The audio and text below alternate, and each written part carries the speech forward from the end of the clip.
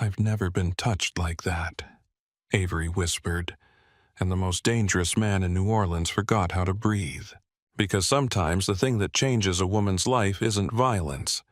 It's the first moment someone powerful touches her like she still has a choice.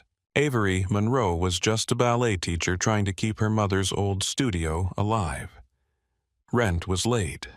Her students needed her. Her reckless brother had made one mistake too many. Then one rainy night she walked into Julian Cross's world, a world of black cars, locked doors, old money, and men who smiled while destroying lives. But this is not just a story about a mafia boss and a desperate deal. It's about power, fear, loyalty, and whether love can change a man who built his empire on control. Stay with me until the end and comment where you're watching from. Don't forget to like this video. 48 hours before Avery Monroe stood in that hotel corridor with Julian Cross holding her wrist like it was something precious. She was barefoot in a ballet studio that smelled like floor polish, old wood, and rain. The city outside was waking slowly. New Orleans always did that, stretching itself awake through the sound of delivery trucks, church bells, and distant jazz, bleeding out of bars that never seemed to close. Morning light slid through the front windows of Monroe Dance Academy and caught the dust floating over the studio floor. Avery stood in front of 12 little girls in black leotards and pink tights, her dark hair twisted into a bun so tight it pulled at her temples. Her sweater had a hole near the cuff. Her left ankle ached from an old injury. The rent notice sat unopened on her desk. None of that showed in her voice. Again, she said. A girl named Emma groaned and dropped her arms. Avery raised one eyebrow. Again does not mean punishment. It means the first try was only the beginning. Emma sighed, stepped back into position, and lifted her chin. "That's better," Avery said. "Now show me you believe you deserve the space you're standing in." The girls moved together not perfectly, but with the kind of effort that made Avery's chest ache. Small arms curved, small feet pointed, small faces tightened with concentration. It was not the grand stage Avery had once dreamed of. No velvet curtains, no orchestra pit, no standing ovation. Still, every morning when the music started, something inside her remembered how to breathe. The studio had belonged to her in every way that mattered. The deed was in her name, but the soul of it belonged to her mother, Lena. Monroe had never become famous, though she should have. She had danced in regional companies' hotel ballrooms, church benefit shows anywhere the floor was flat enough and the pay was not insulting enough to refuse. She had raised Avery alone, working lunch shifts, cleaning offices, sewing costumes until 2 in the morning, all so her daughter could stand at a bar and dream bigger than the life they had been given. When cancer hollowed Lena out, she made Avery promise one thing. "Don't spend what I leave you trying to keep me here," she had whispered from a hospital bed that smelled like antiseptic and fading flowers. "Build something that breathes after me." So Avery did. She bought the narrow building on Dauphine Street. She painted the walls herself. She polished the floors until her knees bruised. She hung her mother's photograph beside the front desk right where every student could see it when they walked in. Some days that photograph kept her standing. Some days it accused her. The music ended. The little girls finished in uneven fifth positions, chests, rising eyes fixed on Avery. She clapped once. Better, not perfect. Better matters more. The class broke apart into chatter.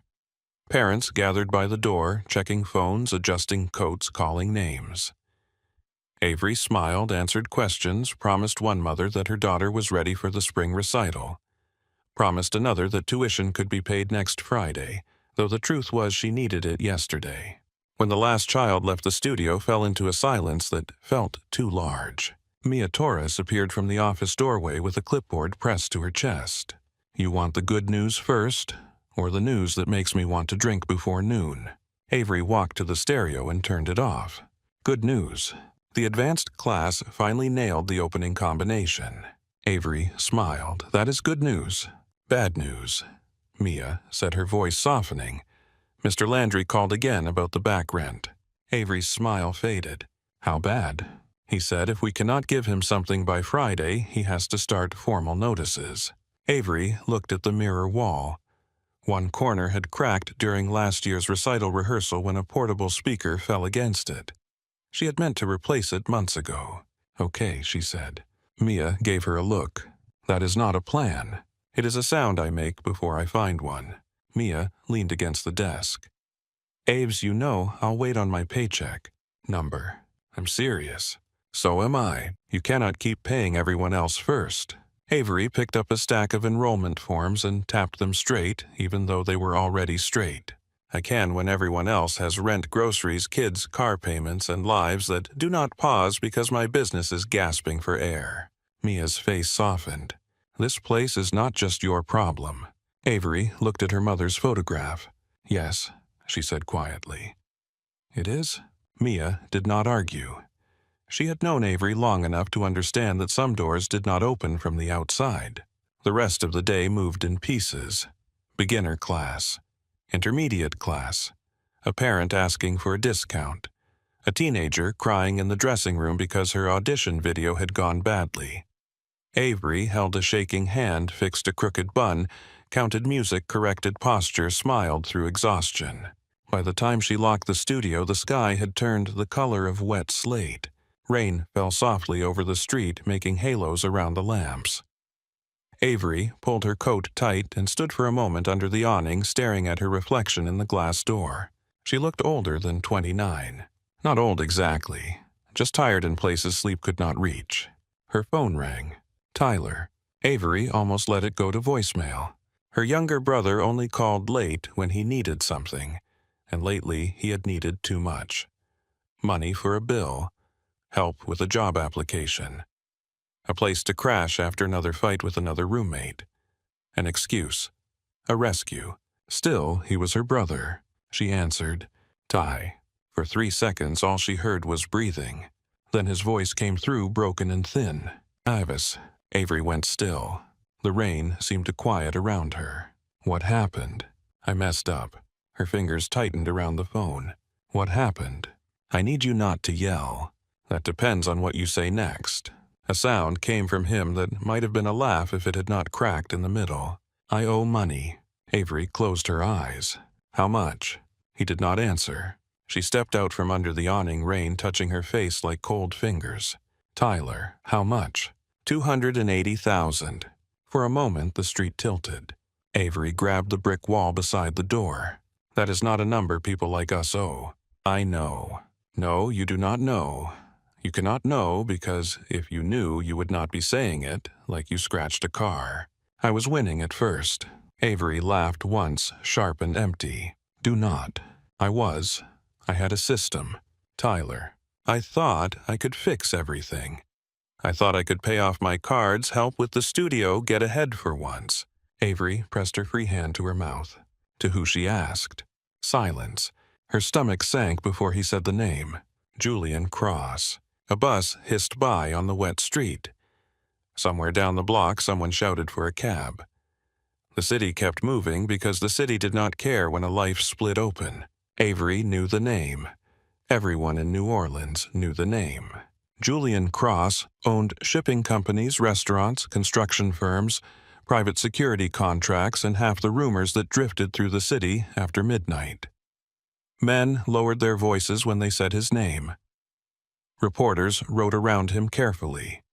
Police commissioners shook his hand at charity breakfasts and pretended the photographs were not evidence of anything. He was not the kind of man people owed money to. He was the kind of man who made debt feel like a death sentence. "Where are you?" Avery asked. "At my apartment." "Are you hurt?" "No, not yet, not yet." The words moved through her like ice. "Listen to me," she said. "Lock your door. Do not leave. Do not answer for anyone but me." "Avis, I'm scared." She hated him then. For one clean second, she hated him with a force that made her eyes burn. Then he started crying and he sounded 8 years old again, small and motherless in the hallway, while Lena slept through chemotherapy in the next room. Avery swallowed the hatred because there was no room for it. "I know," she said. "Stay there." "What are you going to do?" Avery looked through the studio window at her mother's photograph. I'm going to fix it. The next morning, she dressed like a woman walking into a courtroom. Black dress, low heels, hair pinned back. No lipstick. No jewelry except the watch Lena had given her on her 18th birthday, the one with the cracked face and worn leather strap. Mia was already at the studio when Avery arrived before dawn. You're early, Mia said. I need you to open today. Mia looked up from the desk. Why? Avery moved to the filing cabinet and pulled out the folder with the deed. A private meeting. What kind of private meeting requires that face? Avery forced a smile. The kind where I pretend I am not terrified. Mia came closer. Avery, I cannot explain right now. Is this about Tyler? Avery stopped. Mia's expression changed. Oh, God. What did he do? Avery slid the deed into her bag. I'll call you later. That is not an answer. It is the only one I have. Outside, the city smelled like wet pavement and chicory coffee. Avery took a cab to the business district because she did not trust her hands on the wheel. As the car moved through streets still shining from rain, she watched New Orleans change outside the window, past corner stores and shotgun houses, past iron balconies and sleeping bars, past tourists taking photographs of buildings that had survived storms, fires, and men with too much ambition. Then the cab turned toward the river, and Cross Harbor Tower rose ahead of her, glass and steel. 61 floors. A blade against the gray sky. Avery paid the driver and stood on the sidewalk looking up until her neck hurt. For one wild second she thought about leaving. Let Tyler face it. Let him learn. Let him pay for one mistake with something that did not come out of her body, her work, her life. Then she saw him at 7 years old sitting on the kitchen floor after their mother's boyfriend left for the last time, asking if men always went away when things got hard. Avery walked inside.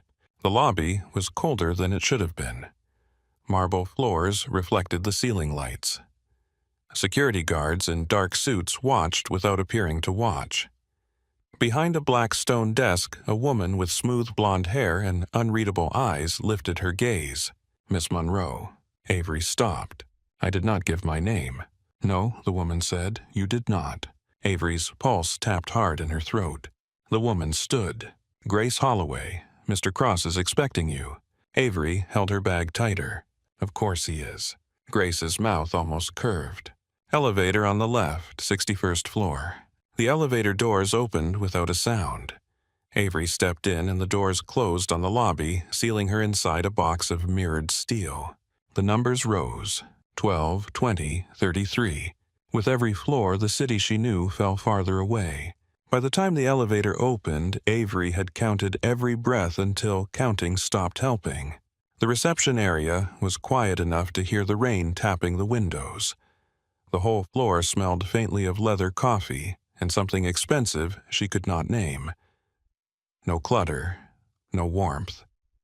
Everything arranged with the kind of precision that made human error feel illegal. Grace appeared from another doorway. This way.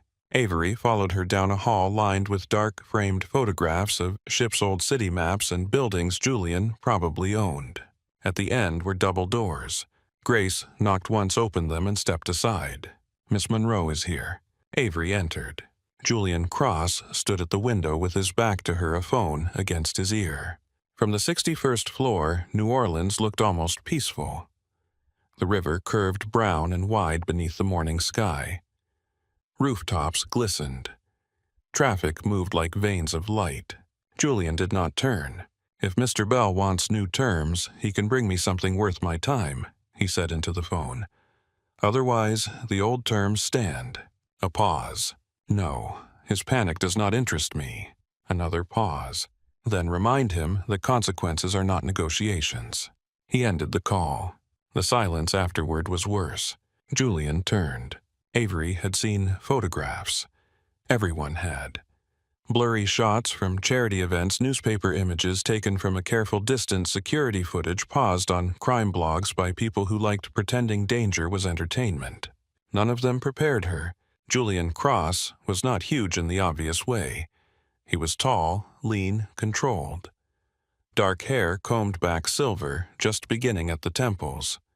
A face too sharp to be called handsome without adding dangerous to the sentence. His suit looked made for him because it was. His eyes were gray, not soft gray, not storm gray, but the flat gray of a gun barrel in low light. He studied her for one breath too long. "Miss Monroe." His voice was quiet. Somehow that made it worse. "Mr. Cross, you came alone." "I did." "That makes you brave or badly informed." "Maybe both." Something moved in his expression, not a smile. The ghost of interest. He gestured to the chair in front of his desk. "Sit." Avery sat because her knees were not as steady as she wanted them to be. Julian took the chair across from her, not behind the desk. That surprised her. It made the space feel less formal and more dangerous, as if he had removed the furniture that might have protected her. "Your brother is an idiot," he said. Heat rose to Avery's face. "I know. Do you?" He opened a folder on the low table between them. "Tyler Monroe entered one of my private rooms 3 weeks ago with $800 cheap confidence and the belief that luck rewards desperation." Avery looked at the folder but did not touch it. "He lost," Julian continued. "Then he borrowed. Then he lost what he borrowed. Then he convinced someone dumber than himself that he was good for more." Avery's nails dug into her palm. "How much?" Julian slid a paper toward her. She looked down. $280,000. Beneath it, smaller print. "Interest pending." The room narrowed. "I do not have that," she said. "I am aware. He does not have that. I am also aware." She lifted her eyes. "Then why am I here?" Julian leaned back slightly. "That was going to be my question." Avery opened her bag before fear could make her hesitate. She pulled out the folder she had prepared at 3 in the morning while Tyler sat on her couch shaking and swearing he would change. "I own Monroe Dance Academy on Dauphine Street," she said. "The building is small, but it is mine. No mortgage. I have the deed. I can use it as collateral." Julian did not reach for it. Avery kept going. "I have no debt beyond business expenses. I speak French and Spanish. I have experience organizing performances, fundraisers, schedules, accounts. I can work. I can plan events. I can translate. I can teach private lessons to your clients' children if that helps. I can pay this down." Julian's gaze moved from the folder to her face. "At what rate?" Avery faltered. "I can make payments." "At what rate, Miss Monroe?" She hated the calmness in his voice. "I do not know yet." "I do." He picked up another page from his folder. "Your studio is behind on rent. Your spring enrollment is down 18% from last year. You have 3 instructors you pay before yourself. Your insurance premium increased in January. Your savings account has $1,146 in it." Avery felt the blood leave her face. "You had no right." "I had every reason." "That is not the same thing." "No," Julian said. "It is not." The answer was so blunt it stole her next sentence. He reached for her deed then, looked at it, set it back down. "This building was purchased with your mother's insurance money." Avery went still. Julian continued quieter now. "She died 3 years ago. You opened the studio 6 months later. You have kept it alive through bad math and stubbornness." Her throat tightened. "Do not talk about my mother." Julian's eyes lifted. "Then do not put her legacy on my desk like a bargaining chip." The words landed hard because they were true. Avery looked away first. For several seconds, the only sound was rain against glass. "I have nothing else," she said. Julian studied her. "You have yourself." Her head snapped back. "If that means what I think it means, this conversation is over." For the first time, Julian's expression changed. Something cold passed through it. "I do not buy women, Miss Monroe. No, you just buy everything around them until choice becomes decorative." The room went quiet. Avery realized what she had said to a man people did not insult. Julian stared at her. Then he laughed once under his breath. It was not warm, but it was real. "You are either very brave," he said, "or very tired." Avery's voice lowered. "I am both." Julian stood and walked to the window. From behind he looked less like a man and more like a decision the city had made and regretted too late. I have a problem, he said. Avery frowned. I'm not sure how that helps me. It might. He turned back. I have money, influence, territory, businesses with clean paperwork and dirty reputations. What I do not have is entry into rooms where people pretend their fathers did not steal what they now call heritage. Avery said nothing. Julian came back to the table. I am expanding. Legitimately. Real estate, private security, shipping contracts, civic development. There are people in this city who want my money but will not publicly shake my hand unless someone respectable is already standing beside me. Avery stared at him. You want respectability. I want access. And you think I can give you that? I think you can make people hesitate before they decide I do not belong. She almost laughed. I teach ballet to children. You teach discipline, posture, grace under pressure. You understand donors' mothers' insecure men with expensive opinions and the politics of art boards. You have a dead mother people still remember kindly and a studio no one can connect to me without looking too hard. Avery felt something unpleasant coil in her stomach. You make that sound very romantic. I am not offering romance. Then what are you offering? Julian reached into the folder and withdrew a packet clipped in black metal. A contract. He placed it on the table between them. 6 months. You accompany me to public events, private dinners, cultural functions, and meetings where your presence improves the temperature of the room. You live in an apartment in this building for security reasons. Your studio remains operational. I cover rent, payroll, insurance, utilities, and repairs. Tyler's debt is cleared from my books upon signature. Avery stared at the contract. Her pulse roared. Julian continued. You receive $10,000 monthly for personal expenses. Wardrobe and transport are covered. You follow all security instructions. You discuss none of this with anyone. Avery touched the edge of the packet but did not pick it up. What am I supposed to be? Julian's eyes held hers. Useful. That is not an answer. It is the honest one. You want a girlfriend for hire. Number. A mistress. Number. A prop. His silence lasted half a second too long. Avery stood. I'm leaving. Julian did not move to stop her.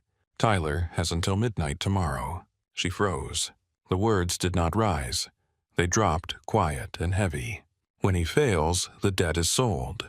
The men who buy it will not be interested in your studio, your mother, or your brother's potential for personal growth. Avery turned slowly. You said you do not buy women. I don't. You just threaten their brothers. Julian's eyes hardened. Your brother threatened himself the night he sat at my table and signed for money he did not have. He is 22. Then he is old enough to understand that the world has teeth. Avery stepped closer to him, anger burning through fear. And what about me? What am I old enough to understand? Julian looked at her for a long moment. That saving someone can destroy you. The words struck too close. Avery looked down at the contract. 6 months.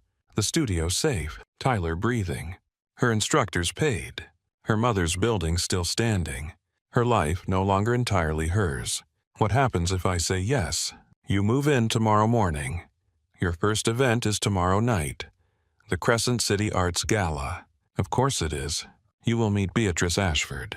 Avery's eyes flicked up. Even she knew that name. Beatrice Ashford ran half the arts funding in New Orleans and influenced the other half from behind rooms full of white wine and old portraits. Julian noticed her reaction. She remembers your mother. Avery's chest tightened. Do not use that. I use what matters. That is exactly what scares me. For the first time, something like weariness crossed his face. It should. Avery looked at the contract again.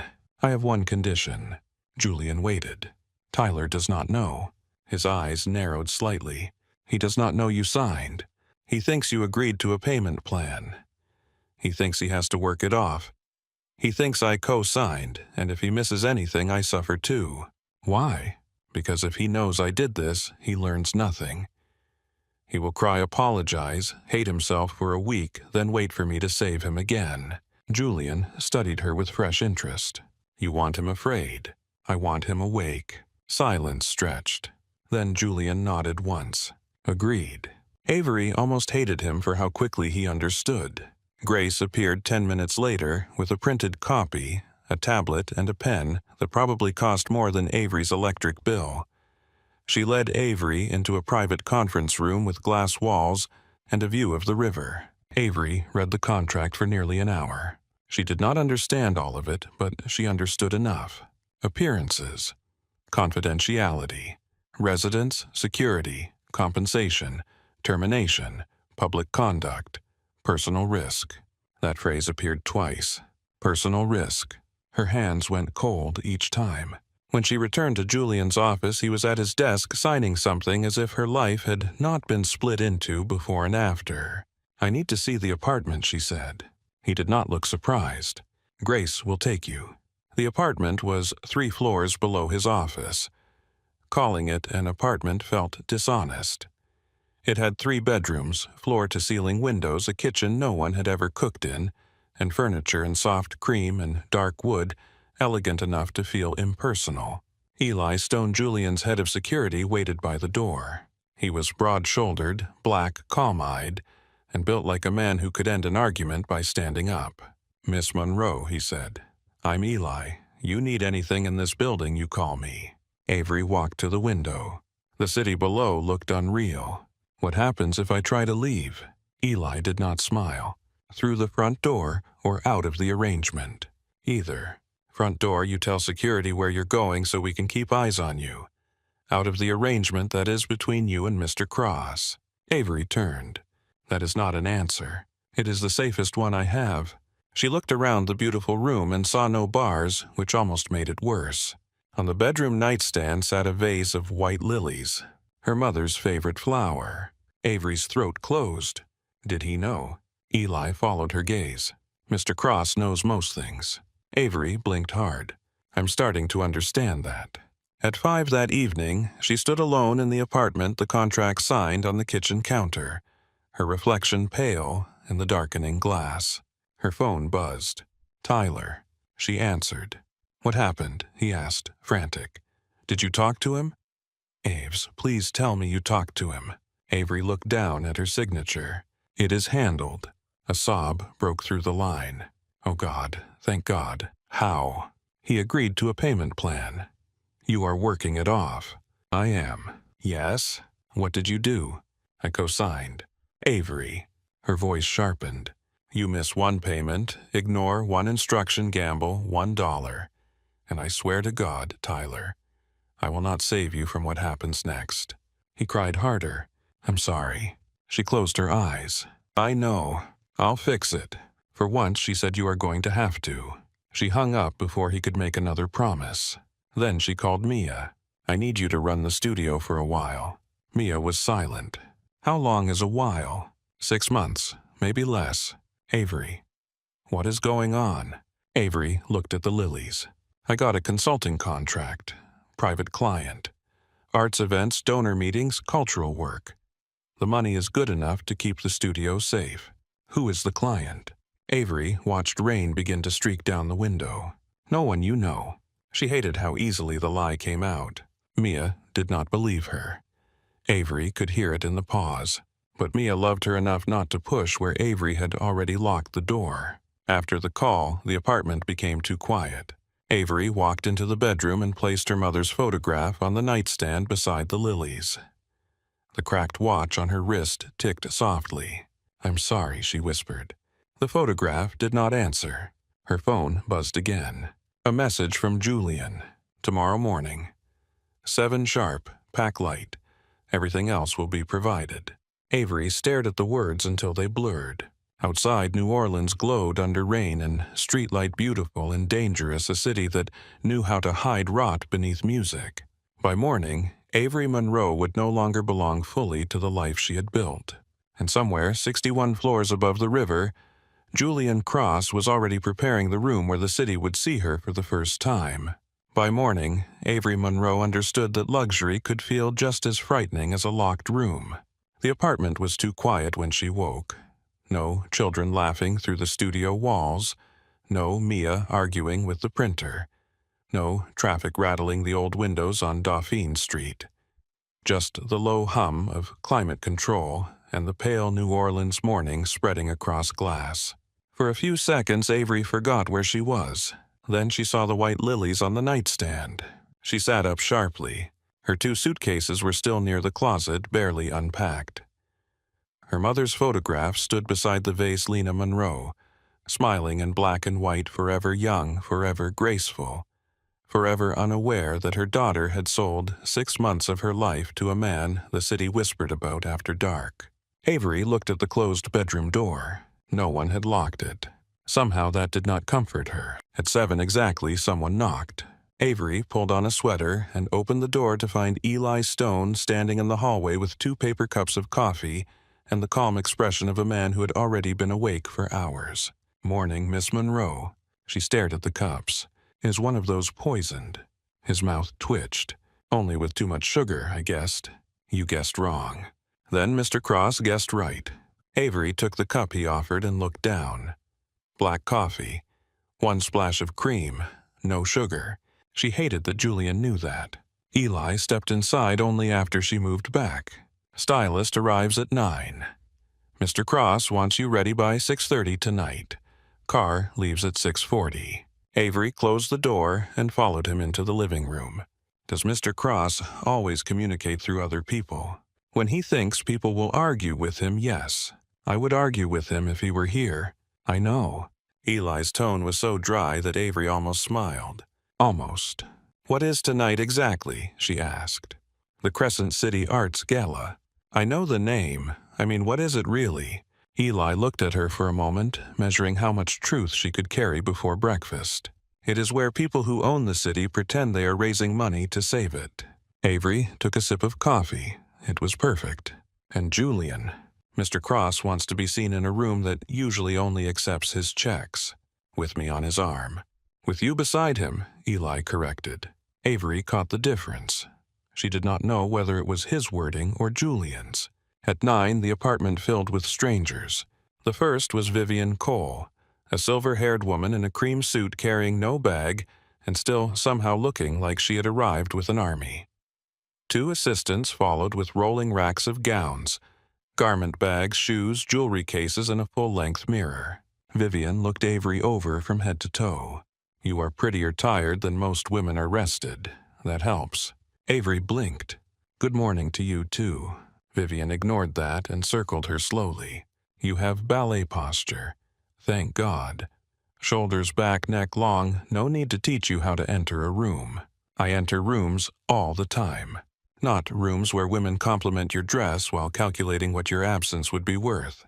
Avery looked at Eli, who had taken up a position near the door. "Is everyone in this world dramatic?" "No," he said. "Some of them are dead." Vivian clapped once, arms out. For the next 3 hours, Avery was dressed, measured, pinned, turned, corrected, and examined under the white bathroom lights like a costume being prepared for opening night. Vivian rejected a black gown for being too obvious, a red one for being too hungry, and a pale blue one for making Avery look like someone's tragic second wife. Finally, she chose silver. The gown was simple until Avery moved. Then the fabric caught the light like rain on the Mississippi. It followed the lines of her body without shouting about them. Elegant, quiet, expensive in a way that did not ask to be noticed because it knew it would be. Avery looked at herself in the mirror and felt a strange grief. The woman looking back did not belong to the studio. She did not smell like rosin and floor polish.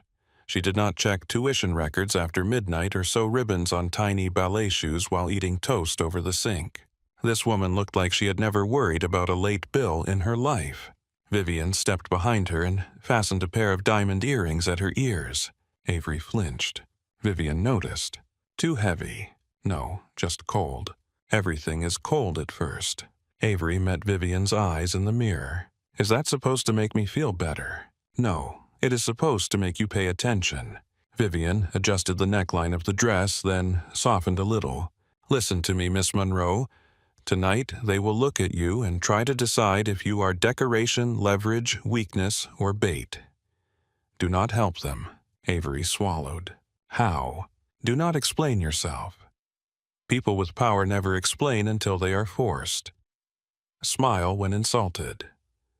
Pause before answering. If someone asks how you met Mr. Cross, give them the truth with the bones removed. The truth is ugly. Vivian's eyes sharpened. Most truths are. That is why rich people hire florists. By late afternoon, Avery had studied every name on the guest list Grace sent to her tablet.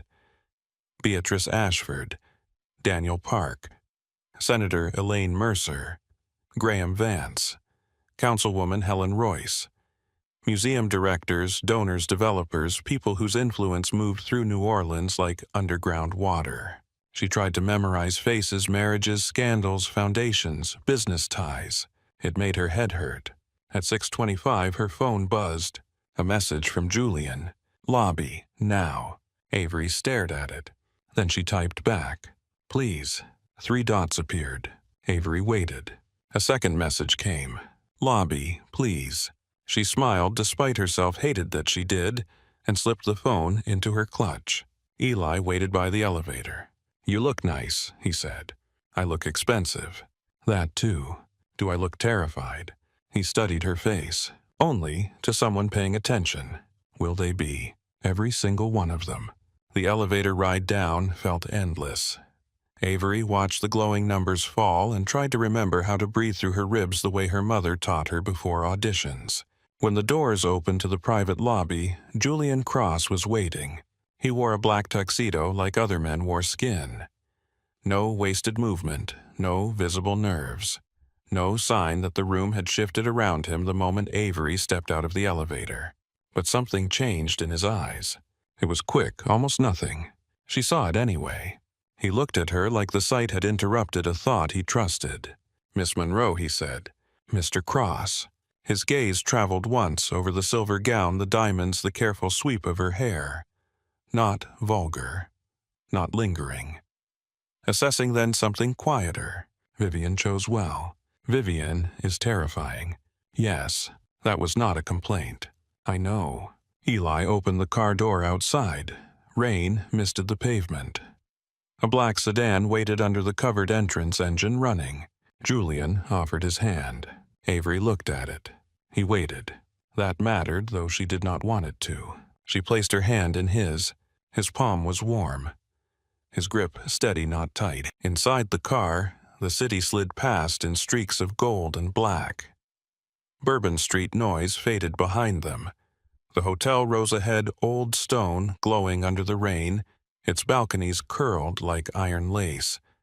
Photographers waited near the front entrance, flashes popping whenever a name arrived. Avery's stomach folded in on itself. Julian noticed. Breathe. I am breathing. Not well. She turned her head. Do you always say comforting things like a hostage negotiator? Number. Good. I usually pay someone else to comfort people. The absurdity of it made a laugh escape her before she could stop it. Julian looked at her then, and for one unguarded second he seemed almost pleased. The car stopped at a side entrance away from the cameras. Rules, Julian said. Avery straightened.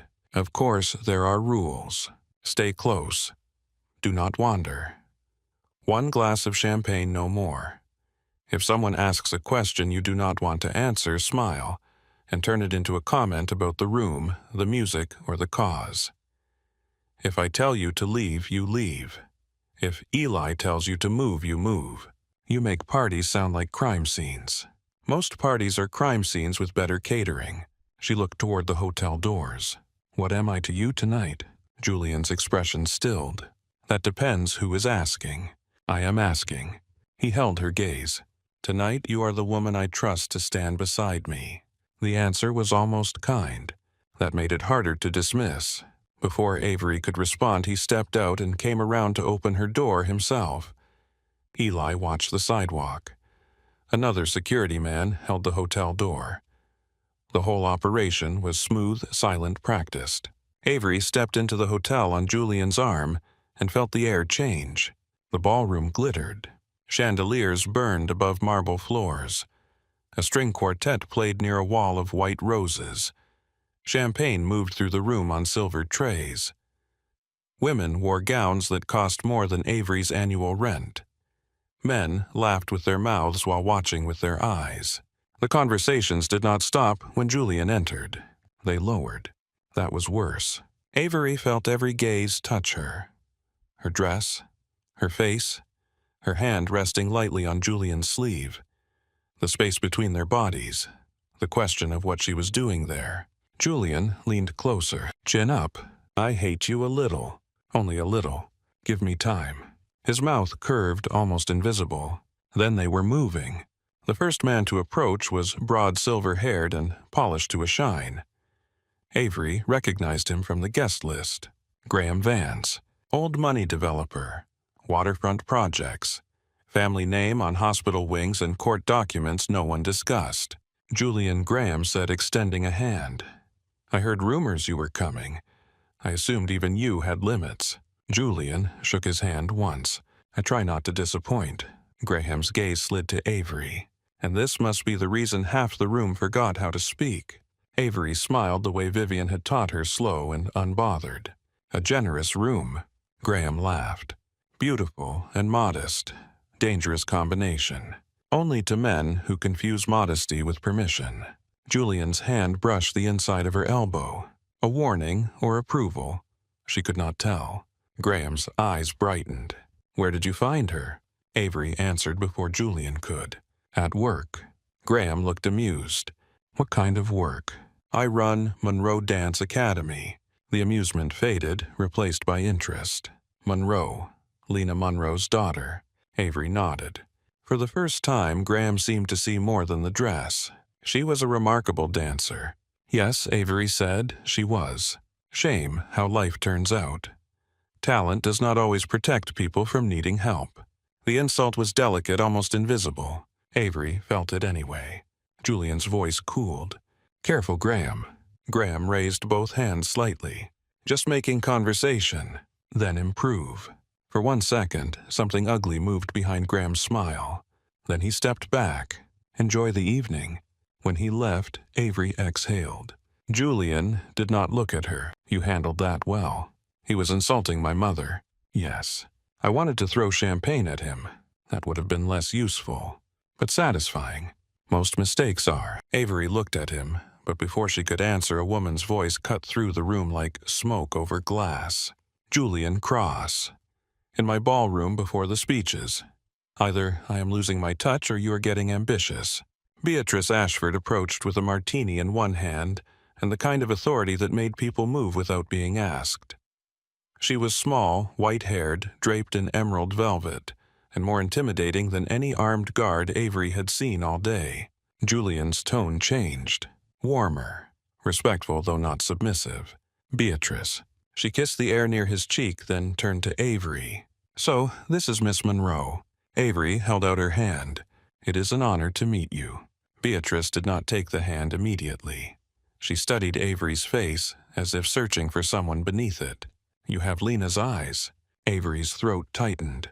You knew my mother. I watched your mother dance Giselle in a church hall with a leaking ceiling and 30 people in folding chairs. She made it feel like the Paris Opera. Avery forgot the room for a moment. She never told me that. Gifted women rarely tell their daughters enough. They are too busy surviving. Beatrice finally took Avery's hand.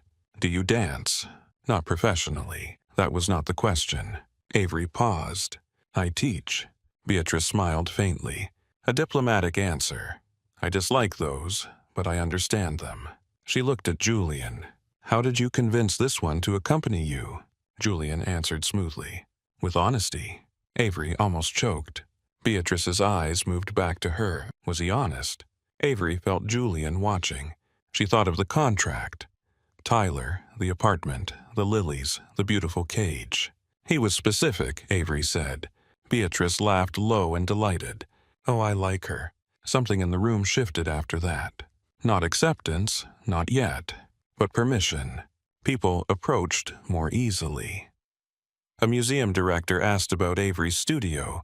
A donor mentioned childhood ballet lessons and mispronounced plie so badly, Avery had to bite the inside of her cheek. Senator Elaine Mercer complimented Avery's dress while trying to determine if Julian had bought her, hired her, or fallen for her. Avery smiled, paused, answered just enough. Julian let her. That surprised her most. He stood beside her, calm and dangerous, but he did not interrupt unless necessary. He did not correct her. He did not feed her lines. He watched the room while she worked inside it, and slowly Avery understood why he had chosen her. These people were not so different from parents at the studio. They wanted reassurance, status, flattery, control. They wanted to believe they were kinder than they were and smarter than the person across from them. The clothes were better here. The hunger was the same. At dinner, Avery was seated between Daniel Park and an older museum trustee who spoke only in complaints. Julian sat across from her, close enough to observe, far enough to make her stand alone. Daniel Park was younger than most of the room, Korean-American, quietly dressed with tired eyes and a watch he never checked, though it was worth checking. He ran a technology company and funded youth education programs across the South. "You look like you're counting exits," he said. Avery glanced at him. That obvious. Only to someone else doing it. She smiled for real. "You do not enjoy these events. I enjoy the cause.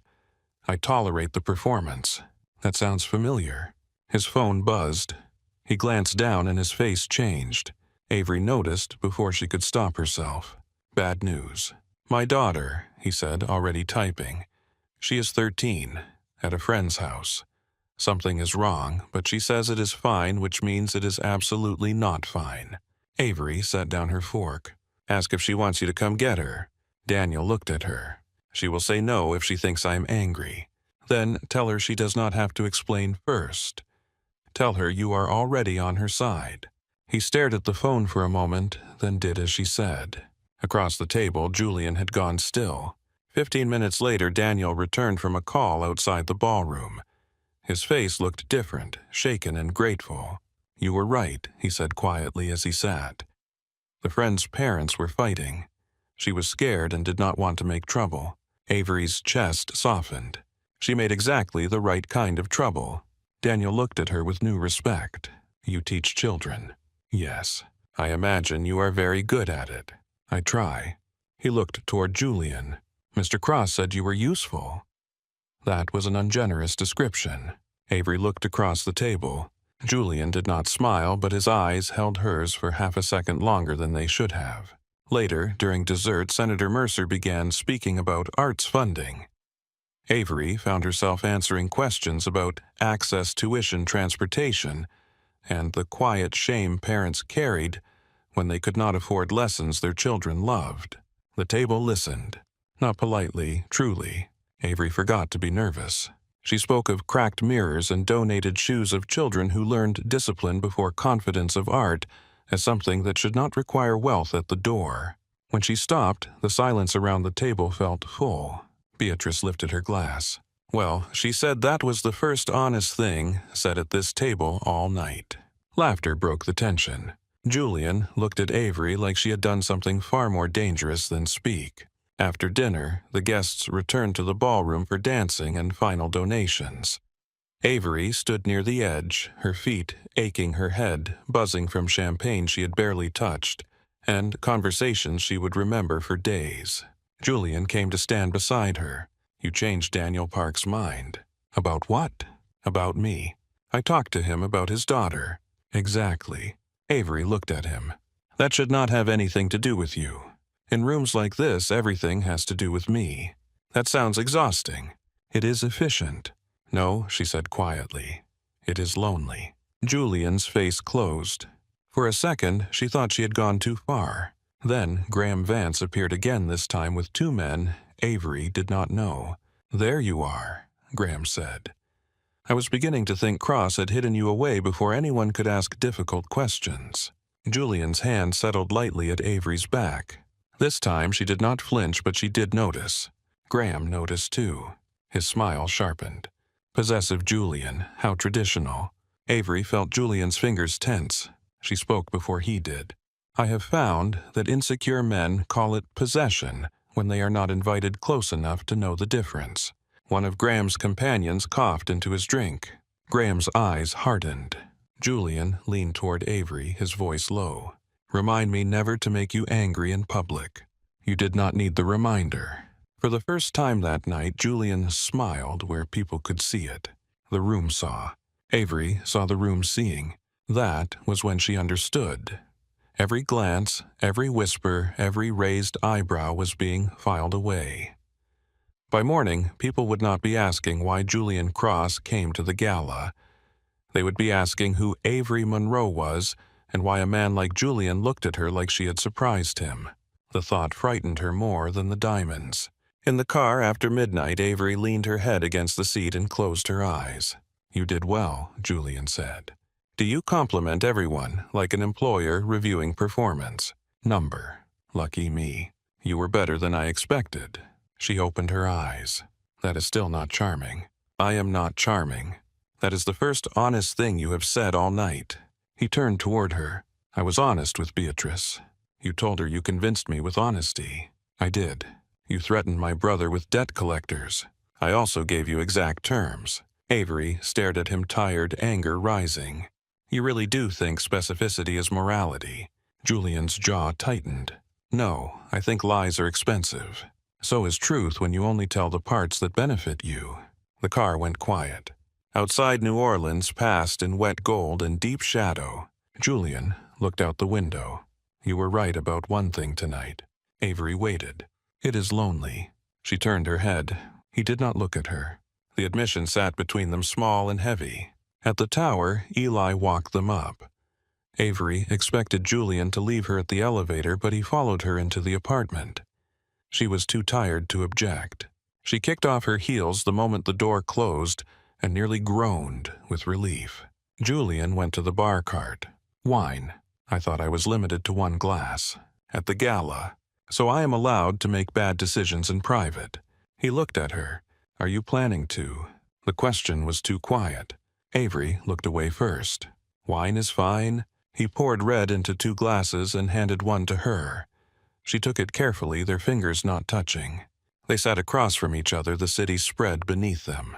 For once, Julian seemed less like a crime boss and more like a man who had forgotten what to do when no one was asking him for anything. "Why do you want in so badly?" Avery asked. He swirled the whiskey in his glass. "In. To their world." His mouth hardened. "I do not want in, I want the doors open." "Same thing." "No.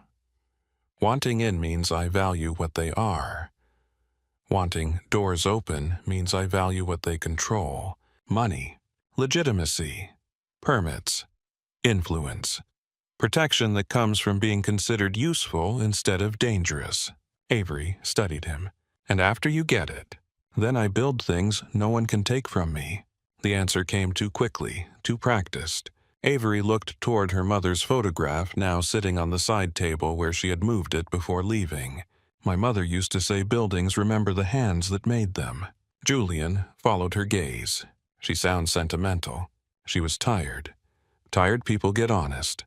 He absorbed that. "What did she want for you?" Avery laughed softly. "Everything. And you." The question caught her off guard. No one asked that. They asked about the studio her students Tyler Bill's recital dates. They asked what needed fixing, not what she wanted. "I wanted to dance," she said finally. "Professionally, New York maybe, a company, a stage big enough to make all her sacrifices worth it." "What happened?" "I was good."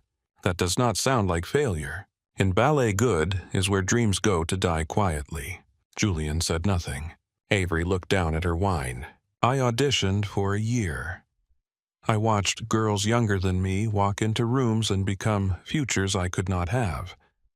Then my mother got sick. Then she died. Then the insurance check came, and I had to decide whether to chase a dream that had already said no or build something that might say yes to other girls." She swallowed. "So I built the studio." Julian's voice was softer when he spoke. "And Tyler." Avery's hand tightened around the glass. "Tyler was 8 when Mom started getting sick. I was 19. I packed his lunches, signed school forms, lied to landlords, learned which bills could wait and which ones turned into threats. You became his mother." "No," Avery said sharply. Then softer, "I became the person who stayed." Julian watched her across the low light. "That is not the same as being responsible for every fall he takes." She stood before the words could get deeper under her skin. I should sleep. Julian stood too. Avery. It was the first time he had used her first name. She stopped near the hallway. He seemed to realize it at the same moment she did. "You were extraordinary tonight," he said. The compliment was quiet, unguarded. Nothing like a performance review. Avery did not know what to do with it, so she gave him the only truth she had left. "I was scared the entire time." Julian looked at her. "I know. And you still brought me there." "Yes." "Will it get easier?" His silence answered before his mouth did. "Number." Avery nodded once. At the bedroom door, she looked back. Julian stood alone in the living room, black tuxedo whiskey glass. City lights behind him, looking like a man surrounded by everything he had conquered and nothing he could trust. For one dangerous second, Avery felt sorry for him. Then she remembered Tyler, the contract, the rules, the way Julian's hand had settled at her back before the room could decide what she was worth. She closed the bedroom door. Julian remained in the apartment for several minutes after she left, listening to the soft click of the latch. Then he took out his phone and opened a private document Grace had sent him the week before. Revenue streams. Holdings. Silent partnerships. Rooms where desperate men gambled away money they did not have. His thumb hovered over one line. Private gaming operations. He stared at it for a long time. Then he typed one word beside it. Review. Outside, rain kept falling over New Orleans, washing the streets clean for a few hours, before morning taught them how to be dirty again. The word review stayed on Julian Cross's private document like a match waiting for air. For 2 days, Avery did not know about it. She only knew that her life had developed a rhythm she had never agreed to, but could no longer pretend was temporary in any simple way. Mornings belonged to the studio, even from 60 floors above the city. She answered emails from parents at the kitchen island while sunlight spilled across marble counters. She checked payroll. She approved music for the spring recital. She video called Mia between classes and pretended the apartment behind her was a hotel suite paid for by a cultural consulting client with more money than patience. Afternoons belonged to fittings, briefings, names, faces, histories. Evenings belonged to Julian, not in the way the gossip blogs were already beginning to suggest. There had been one photograph from the gala, blurry but clear enough, Julian in black. Avery in silver. His hand at the small of her back. Her head turned toward him. The caption had called her a mystery brunette. Mia sent the photo with one message. "Please tell me this is part of the consulting job." Avery stared at it for almost 10 minutes before typing back. "It is complicated." Mia answered immediately. "That is never good." Avery did not reply. On Friday evening, Vivian arrived with a dark green dress and a warning. "Tonight is not old money," she said, holding the dress against Avery's body. "It is art money. Younger, crueler, and convinced cruelty is taste." Avery looked at herself in the mirror. "Fantastic. I was worried rich people might become pleasant." Vivian made a sound that might have been approval. "The gallery opening is smaller than the gala. That makes it more dangerous." "How does that work?" "At a gala, people perform for the crowd. In a gallery, they perform for each other. It gets intimate. Intimate people say uglier things." Avery lifted her arms while Vivian adjusted the waist. "Does everyone in Julian's life come with a warning label?" Vivian paused. "Mr. Cross is the warning label." By 7, Avery was in the back of the black sedan with Julian beside her, the French Quarter sliding by in neon and rain. He had been quiet since she entered the car. Not cold exactly, focused somewhere inward. Avery watched his reflection in the window. "Are you going to tell me what tonight is really about? Or, should I guess, based on how many security guards are pretending not to follow us?" Julian's mouth moved slightly. "There are only 3. That I can see." 5, he said. "At least you are honest about surveillance." "Only when caught." She looked away so he would not see the smile. The gallery was in the warehouse district, all exposed, brick-polished concrete white walls, and people wearing black as if color were a moral failure. Abstract paintings hung under precise lights. Waiters moved through the room with trays of champagne. No one looked drunk. Everyone looked hungry. Julian placed his hand near Avery's back without touching. She noticed. He noticed her noticing. Better, he asked quietly. Better. They moved through the room together. This crowd did not fall silent the way the gala had. It turned sharper. People here wanted to seem unafraid of Julian Cross. They overcorrected with lazy smiles and raised eyebrows, pretending his presence was a curiosity rather than a threat. Julian stopped before a massive canvas painted in violent shades of blue. Avery tilted her head. What is it? Expensive. That is not an art movement. It is the only one everyone here understands. She glanced at him. You do not like it. I do not need to like it. Then why are you here? He looked around the room. Because by morning, 3 people will tell 7 others that Julian Cross attended a local artist's opening and bought work without asking the price. Is everything a move? Usually. That sounds exhausting. You said that before. It keeps being true. A young woman with paint under one fingernail stood near the far wall, trying not to stare as Julian's assistant spoke to the gallery director. When the assistant returned, Julian signed a small card without reading it. The artist's face went pale. Avery watched her cover her mouth. How much did you just spend? Enough.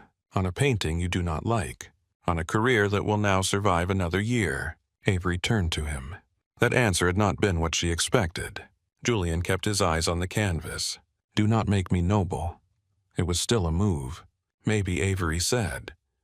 But it moved something real. His gaze flicked to hers. For a moment, the room softened around them.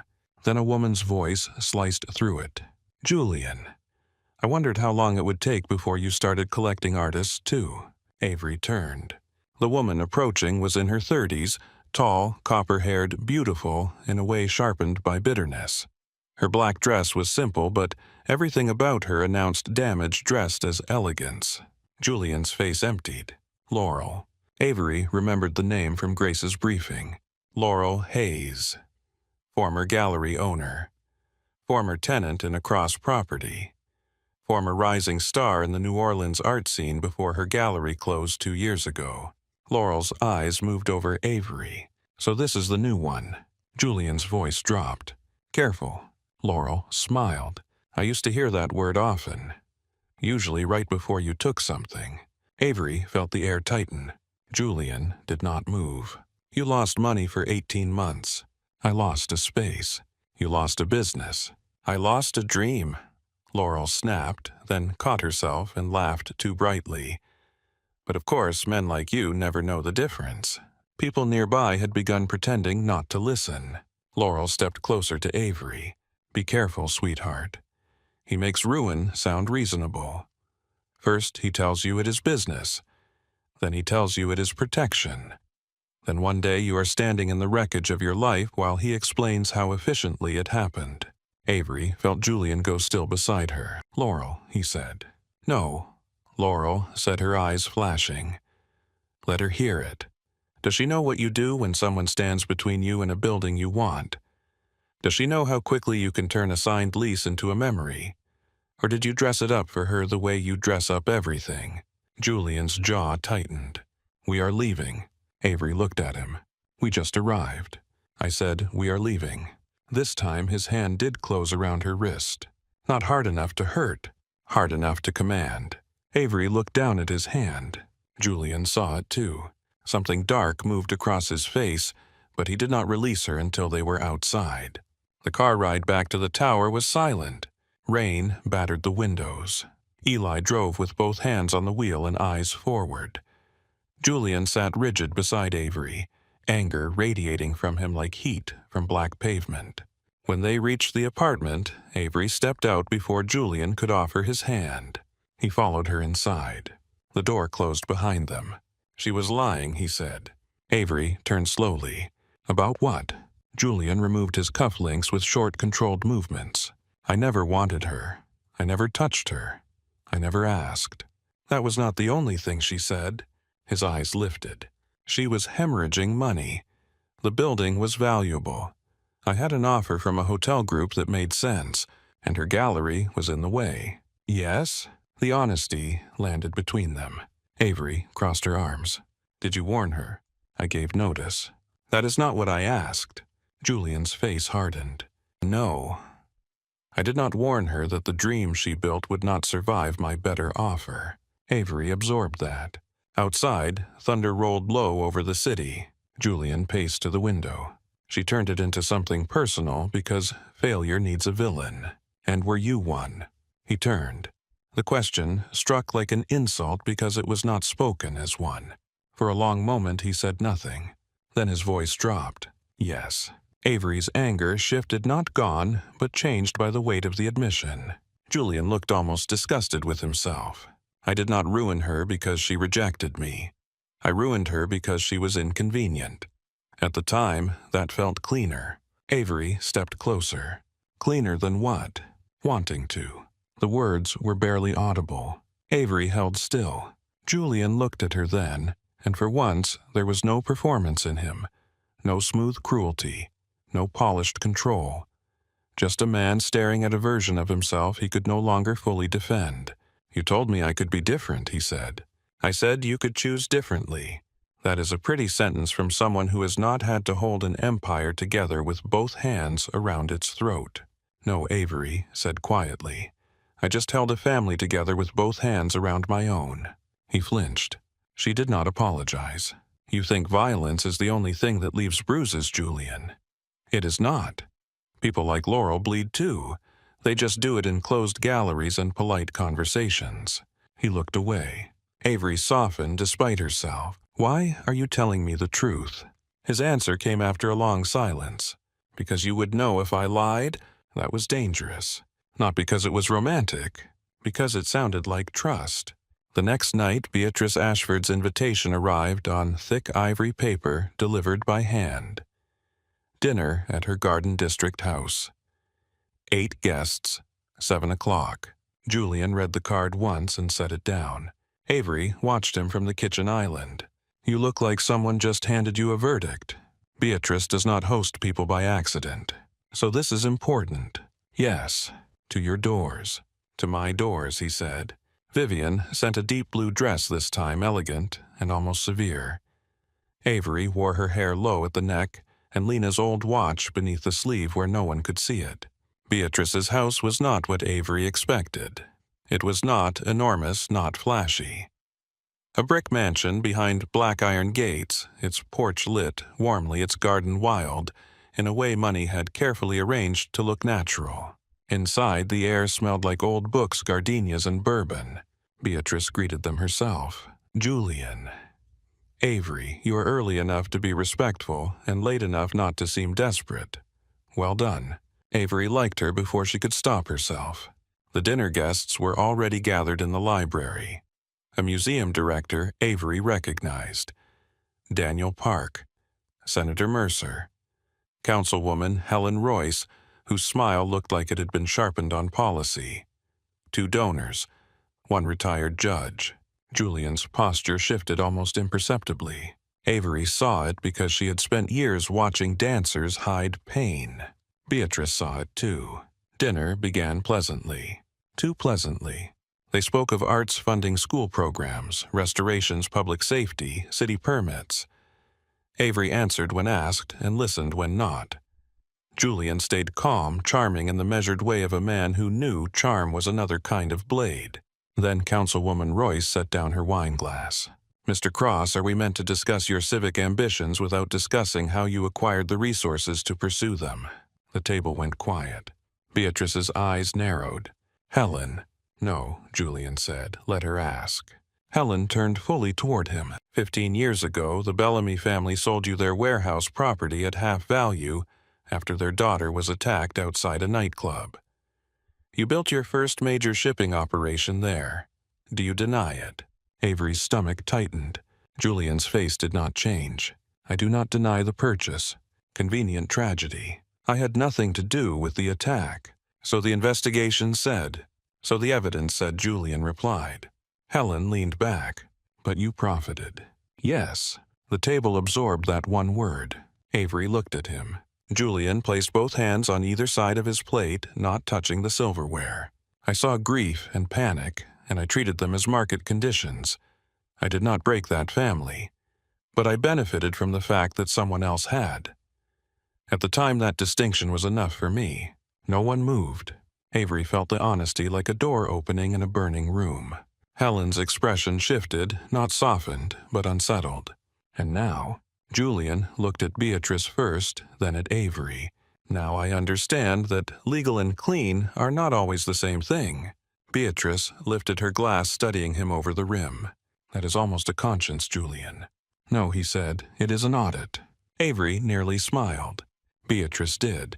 After dinner, Beatrice took Avery into the garden. Rain had stopped, leaving the stones dark and shining. Music drifted faintly from inside. You unsettle him, Beatrice said. Avery looked at her. I mostly annoy him. Same thing for a man like Julian. They walked past rose bushes trembling with water. I have known him 8 years, Beatrice continued. He used to answer embarrassment with punishment. Tonight, Helen cornered him at my table, and he answered with truth. That does not erase anything. No, it makes the next thing possible. Avery stopped near a fountain. I did not sign up to fix him. Beatrice turned her face unreadable in the garden light. Good. Men like Julian are not fixed by women. They are changed by what they choose when the woman leaves the room. Avery looked back toward the house. Through the window, she could see Julian standing alone near the fireplace, Daniel speaking beside him, his profile cut in amber light. He scares me, Avery said. He should. That is not comforting. It was not meant to be. Beatrice's voice softened. But fear is not the only thing you feel. Avery had no answer. The days after Beatrice's dinner became strange in their gentleness. Julian stopped sending commands without pleas. It was such a small thing that Avery hated noticing it. He asked before entering her apartment. He sent schedules instead of orders. When she mentioned Mia was struggling with recital planning, a new printer arrived at the studio anonymously. Avery called him immediately. I know it was you. You needed a printer. I needed to be asked. A pause. Do you want me to take it back? No, I want you to understand why I am angry while I keep it. Another pause. I am learning that is possible. One afternoon, Avery found him in his office watching a rehearsal video Mia had sent her. On the screen, Emma stumbled through a turn, caught herself, and tried again. Avery stood in the doorway. Are you spying on children now? Julian did not look embarrassed. Her left side is weaker. Avery stared at him. You do not know what that means. I know she falls less on the right.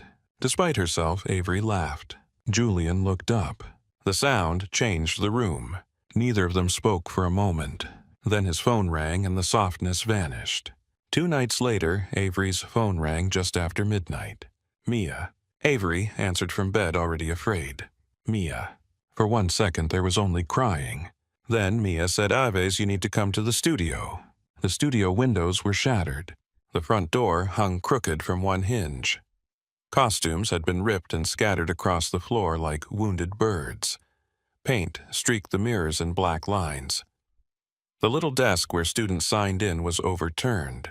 Avery stepped inside and could not breathe. Then she saw the wall. Cross owns what you love. The words were painted above her mother's photograph, which lay on the floor in broken glass. Avery crossed the room and dropped to her knees. Her hands shook as she lifted the frame. A crack ran across Lena's face. Mia stood behind her, crying silently. I am so sorry, Mia whispered. I locked up. I swear I locked up.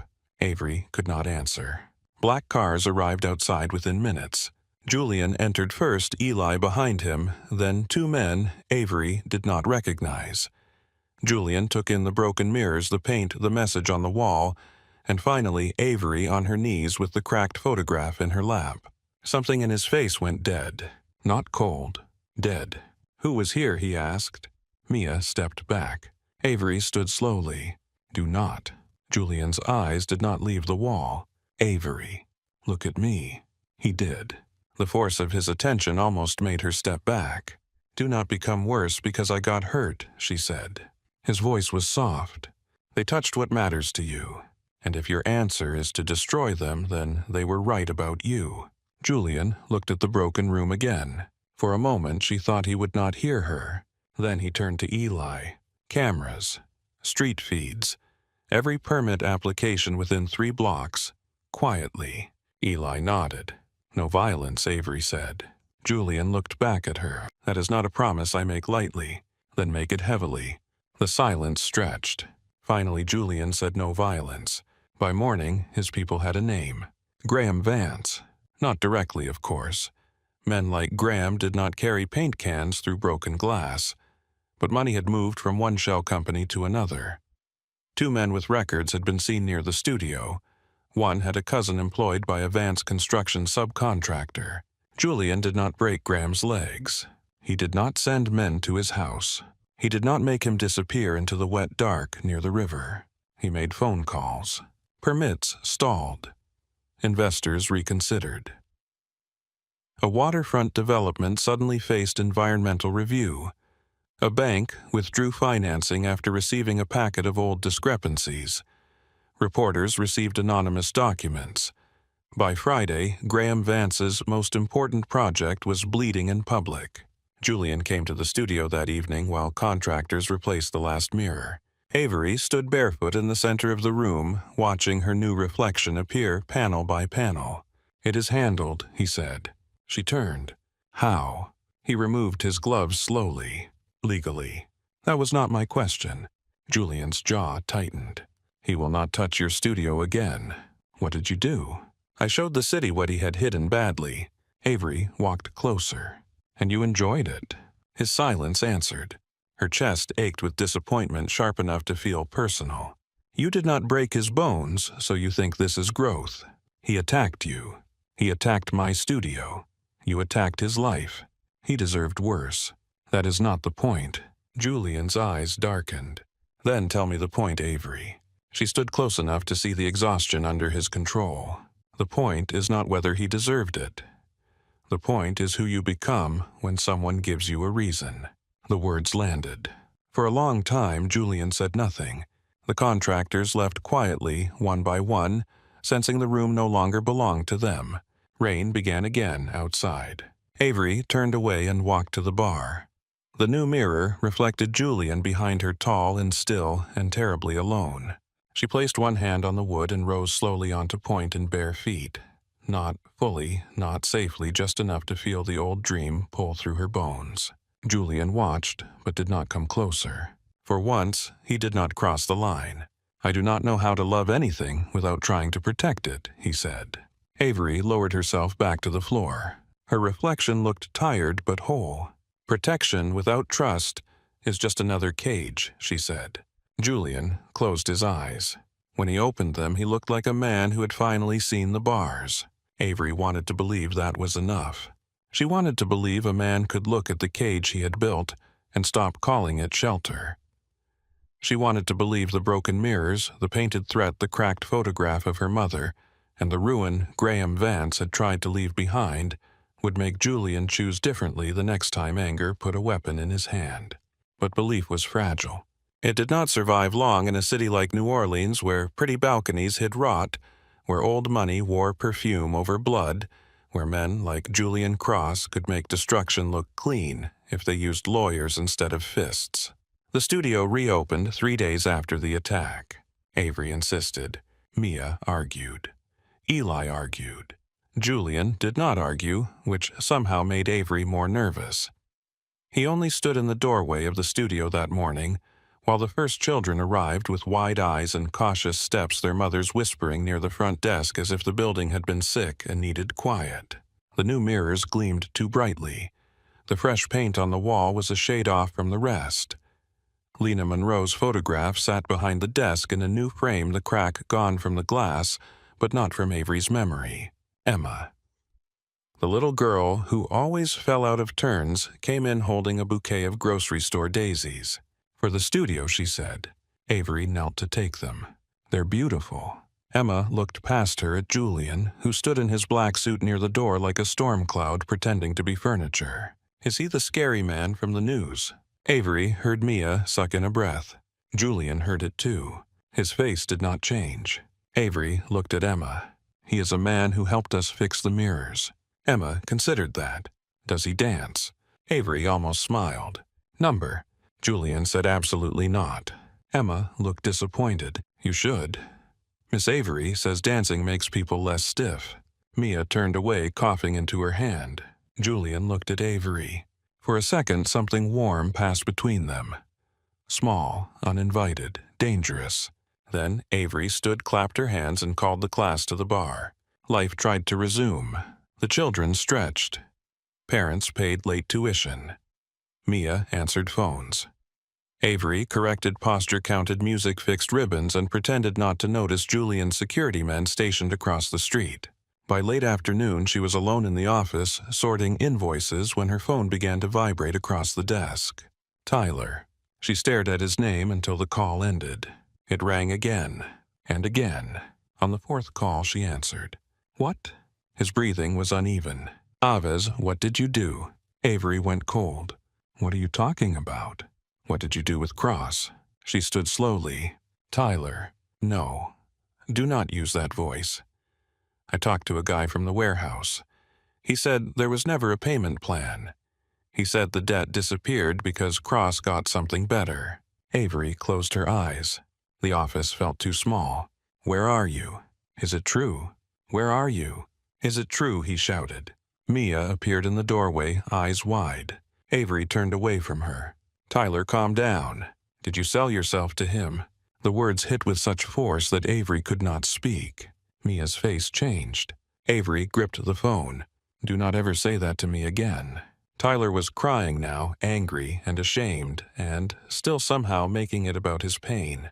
What else am I supposed to think? You moved into his building? You show up in pictures with him. People are saying things. People say things because they are cowards with mouths. You lied to me. Yes. Why? Because you needed to feel the weight of what you did. I did feel it. No, Tyler, you were scared. That is not the same. He made a broken sound. I cannot believe you did this. Avery laughed, once the sound sharp enough to hurt. You cannot believe I did this. I cannot believe you walked into a private gambling room, borrowed money from a man like Julian Cross, lost enough to destroy both our lives, and still found a way to make my sacrifice feel like your betrayal. Silence. Then Tyler whispered, I did not ask you to. Avery's eyes burned. No. You just made sure I was the only person standing close enough to catch the fall. She hung up before he could answer. Mia stood in the doorway, pale. Avery. Not now. Is it true? Avery looked at her friend at the worry and hurt in her eyes. The lie rose automatically, then died. Yes.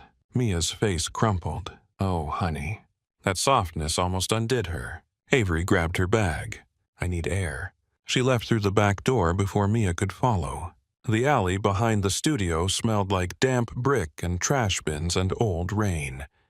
Avery pressed both palms against the wall and tried to breathe, but there was not enough air in New Orleans. Her phone buzzed. Julian. She did not answer. It buzzed again. Then a message appeared. Where are you? She stared at it until the letters blurred. Another message.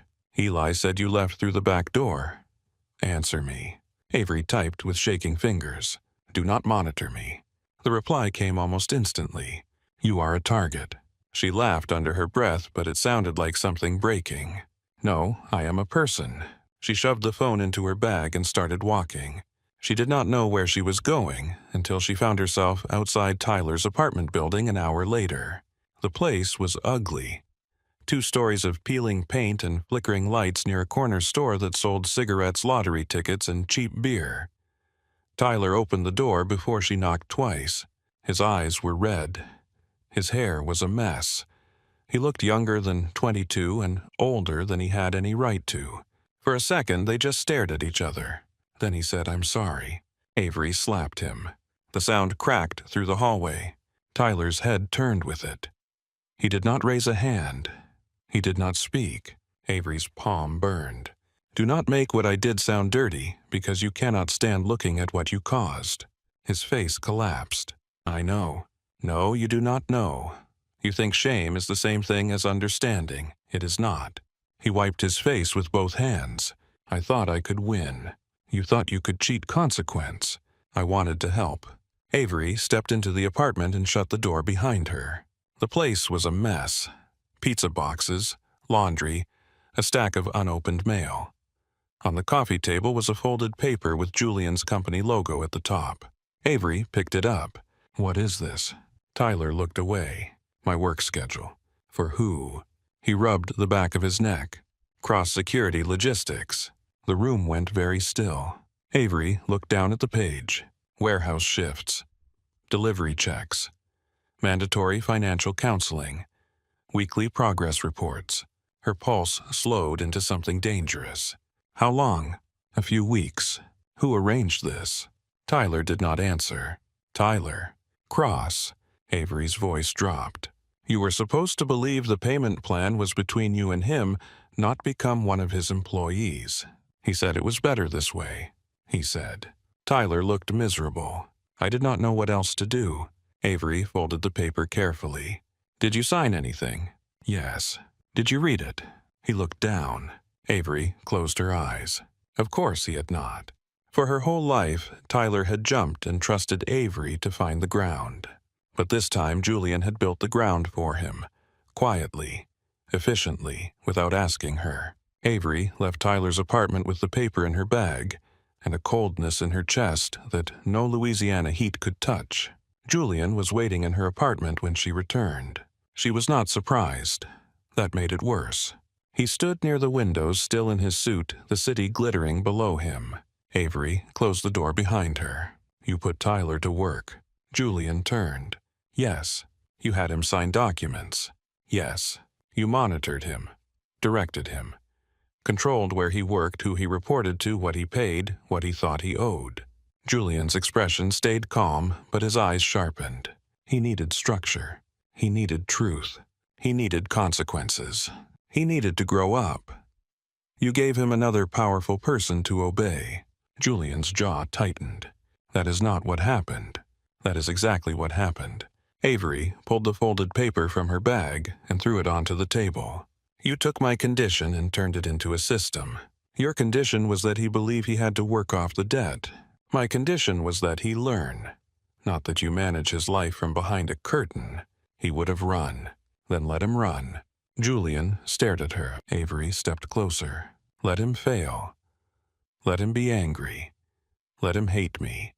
Let him face something that is not quietly arranged by someone else before he gets there." Julian's voice hardened. "You do not know what men like Tyler become when no one stops them." "Yes, I do. I raised one." The words hit them both. Avery's throat tightened, but she kept going. "I spent half my life stopping him. I did not ask you to take over. I was protecting you." "No. You were protecting the version of me that stays useful to you." His eyes flashed. "That is not fair. Neither is a contract signed by a terrified woman whose brother was drowning in your debt." Julian went silent. The words changed the room. Avery saw it hit him. Not fully, not enough, but somewhere deep enough to hurt. He looked away first. "I cleared that debt. You created the room where he could bury himself in it. He chose to gamble, and you chose to profit from desperation." Julian's face closed, the old armor sliding back into place. "You knew who I was when you signed." Avery nodded slowly. "I did, but I think I forgot who I was." She walked past him into the bedroom. "Avery." She did not answer. She pulled her suitcase from the closet and laid it on the bed. Her hands were steady now. That scared her. Calm had always been her final defense before collapse. Julian appeared in the doorway. "What are you doing?" "Leaving. The contract has 3 months remaining. Then sue me. You know I would never." "I do not know what you would never do, Julian. That is the problem." He stepped into the room. She turned sharply. "Stop." He stopped. The fact that he obeyed almost broke her. Avery opened drawers and began folding the clothes she had brought from home. Not Vivian's gowns. Not the silk pajamas Julian's people had stocked. Not the designer coats or shoes or jewelry. Only her old jeans, sweaters, black leotards, and the worn cardigan her mother used to wear during rehearsals. Julian watched her pack like a man watching a house burn with his hands tied.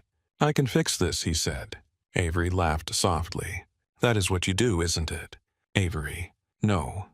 You fix, you arrange, you remove obstacles, you punish threats. You cover costs. You buy replacements. You make the world safer by making it smaller." He said nothing. She zipped the suitcase.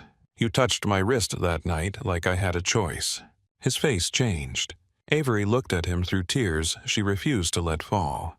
"I think that is why I stayed longer than I should have.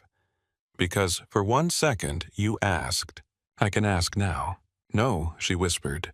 "Now you want to ask because I am already leaving." He stepped closer, then stopped himself. "I love you." The words entered the room quietly. No music, no thunder, no cinematic mercy. Just a man saying something too late. Avery closed her eyes. When she opened them, Julian looked almost afraid. "That may be true," she said, "but you do not know how to love without holding the key." He flinched. "I can learn." "I believe that." The hope in his eyes was unbearable. She picked up her suitcase. "But I cannot be your lesson." She walked past him. In the living room, she paused beside the table and removed the diamond earrings Vivian had sent for the next event. She placed them beside the contract folder. "Keep the apartment. Keep the dresses. Keep the story everyone wants to believe." Julian's voice was rough. "What do you want me to do?" Avery looked back. "Nothing." The word wounded him more than anger would have. "You do not get to follow. You do not get to send Eli. You do not get to call Mia. You do not get to solve the pain of losing me by managing it better." He stood still. She opened the door. "I was never yours," she said. "Not when you protected me. Not when you frightened me. Not when I wanted you. Not even when I almost forgot." Then she left. Julian did not stop her. That was the first thing he did right. Avery spent the night in the studio office on the old couch beneath a thin blanket and the humming fluorescent light. Mia sat with her until 2 in the morning, then fell asleep in the desk chair with her arms crossed and her chin tucked to her chest. Avery did not sleep. At dawn, she stood barefoot in the studio and looked at the mirrors. For the first time in weeks, every reflection belonged only to her. It should have felt like freedom. It felt like grief. Across the city, Julian Cross stood in his office while the sun rose over the river. Grace Holloway entered at 7:30, took one look at him, and did not offer coffee. That bad. Julian did not turn from the window. She left. Grace was silent for a moment. "Good." He turned then. Her face was calm, but her hands were tight around her tablet. Julian's voice cooled. "Careful." Grace lifted her chin. "Number." The word struck the room with surprising force. Julian stared at her. Grace had worked for him 6 years. She knew where bodies were not buried because Julian rarely needed bodies. She knew which companies were clean, which were not, and which men smiled too much when violence was mentioned. She had never once raised her voice to him. She did not raise it now. She should have left sooner. Julian's face hardened. "You think I hurt her? I think you keep calling it protection because it sounds better than fear." His eyes narrowed. Grace continued before courage could fail her.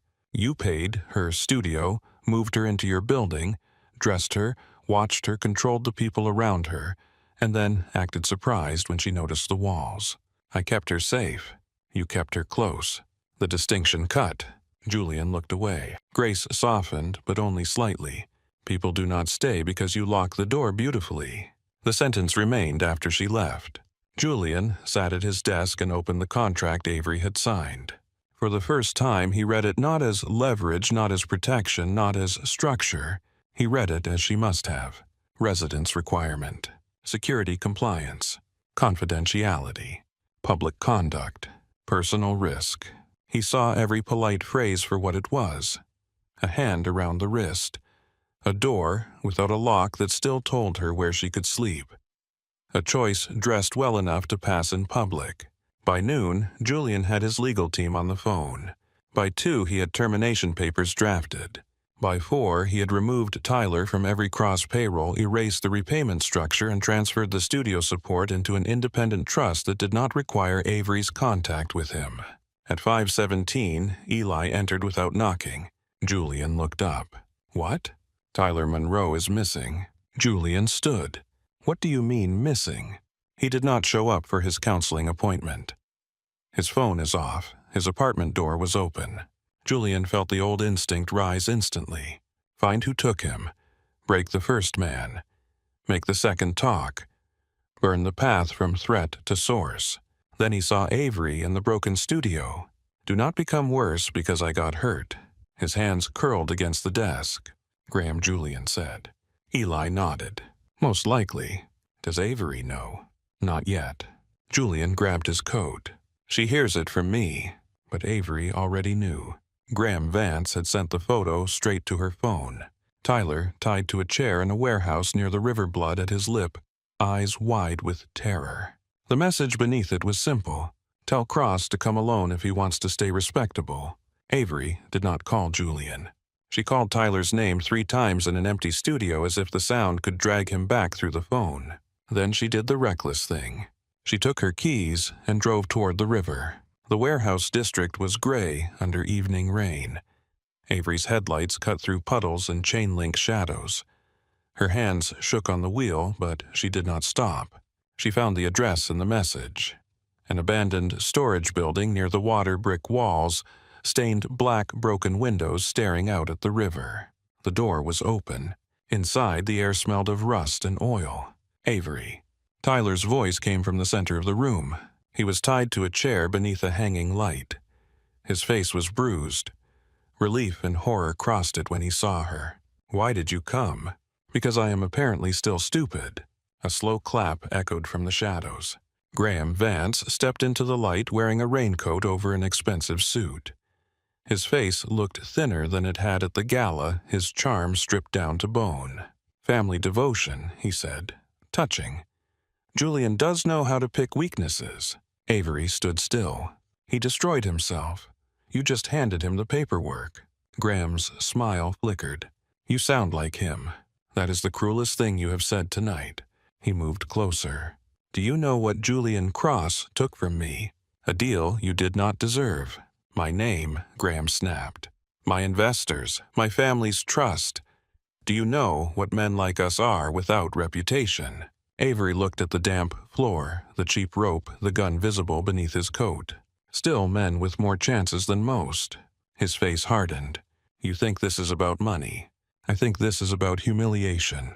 Graham stared at her. Avery's voice shook, but she kept it steady enough. You wanted Julian to become the monster everyone says he is. You wanted proof. So you took my brother and waited for him to arrive angry. Graham smiled again. There she is. Smarter than she looks. Avery heard tires outside. Then footsteps. Julian entered with Eli and 2 security men behind him. Not alone. Graham's hand moved to his gun. Julian stopped immediately. Avery looked at him. For one suspended second, she saw the old Julian there. The one who could end this room with one gesture. The one who had built an empire by making fear faster than law. His eyes went to Tyler. To the bruise, to Avery, to Graham's son. Graham laughed. Come on, Cross. Show her. Show them all. Julian's hand moved inside his coat. Avery shook her head once. Not for Graham. For Julian. Do not. Julian looked at her, and everything in him seemed to fight itself. Then he slowly removed his hand from his coat. Empty. Graham's smile faltered. Julian spoke calmly. You are being recorded. Graham went still. Eli lifted his phone slightly. A red light blinked. Outside, blue lights washed over the broken windows. Police cars. Real ones. Not bought silence. Not private cleanup. Not a body dropped into a story no one could prove. Graham's face twisted. You called the police. Julian looked almost bored, but Avery could see the strain in his jaw. You committed kidnapping, extortion, assault, and conspiracy. I thought the city should enjoy the paperwork. Graham raised the gun. Eli moved faster than Avery could follow. The shot went into the ceiling. Graham hit the floor hard, Eli's knee between his shoulders, the gun skidding across concrete. Tyler shouted. Avery ran to him, fingers fumbling with the ropes. Julian did not touch Graham. He did not threaten him. He did not even look satisfied. He watched the police enter and let them take Graham Vance away alive. When Tyler was free, he collapsed into Avery's arms, shaking. I'm sorry, he kept saying. I'm sorry, I'm sorry. Avery held him because she was too tired to do anything else. Across the warehouse, Julian stood in the rain, blown through the open door, looking at his empty hands like he did not recognize them. Later that night, after statements and paramedics and too many questions, Julian came to the studio. Avery was alone. Tyler was at the hospital with Mia bruised but safe. Eli waited outside. Rain whispered against the windows. Julian entered carrying a folder. Avery stood near the bar. "You should not be here," she said. "I know." He did not come closer. He placed the folder on the floor halfway between them, then stepped back. "What is that?" "Termination of the contract. Tyler's debt is gone. Not hidden. Gone. His employment with my company is ended. The studio funding is in an independent trust through the recital season. You do not have to see me speak to me or owe me anything to receive it." Avery stared at the folder. Her throat tightened. "Why?" Julian's voice was quiet. "Because you were right." She looked at him. He continued. "I confused being needed with being trusted. I confused fear with loyalty. I confused holding on with love." The words did not sound rehearsed. They sounded dragged out of him. "I told Tyler the truth." Avery's eyes burned. "All of it." "Yes." "What did he say?" Julian looked down. "He asked what he owed me." Avery almost smiled, but it broke before it formed. "What did you say?" "That he owed you a life you did not have to keep rescuing." A tear slipped down her cheek. Julian saw it and did not move. That restraint hurt more than comfort would have. "What do you want?" she asked. His answer came without hesitation. "Nothing you do not choose." The studio went very still. Avery looked at the man who had once filled every room by owning it now standing near the door, as if permission were something sacred. "And if I choose never to see you again." His face changed, but he nodded. "Then I learned to be better where you cannot see it." She closed her eyes. The rain fell harder. When she opened them, Julian was still there. Waiting. Not demanding. Not arranging. Not protecting her from the silence. Just waiting. Avery walked to the folder and picked it up. Her fingers brushed the paper. Free. The word should have lifted something from her chest. Instead, it made the ache wider. "Goodbye, Julian," she said. He swallowed. "Goodbye, Avery." He left without looking back. She listened to his footsteps fade down the hall, then to the front door, closing, then to the rain filling the space he had left behind.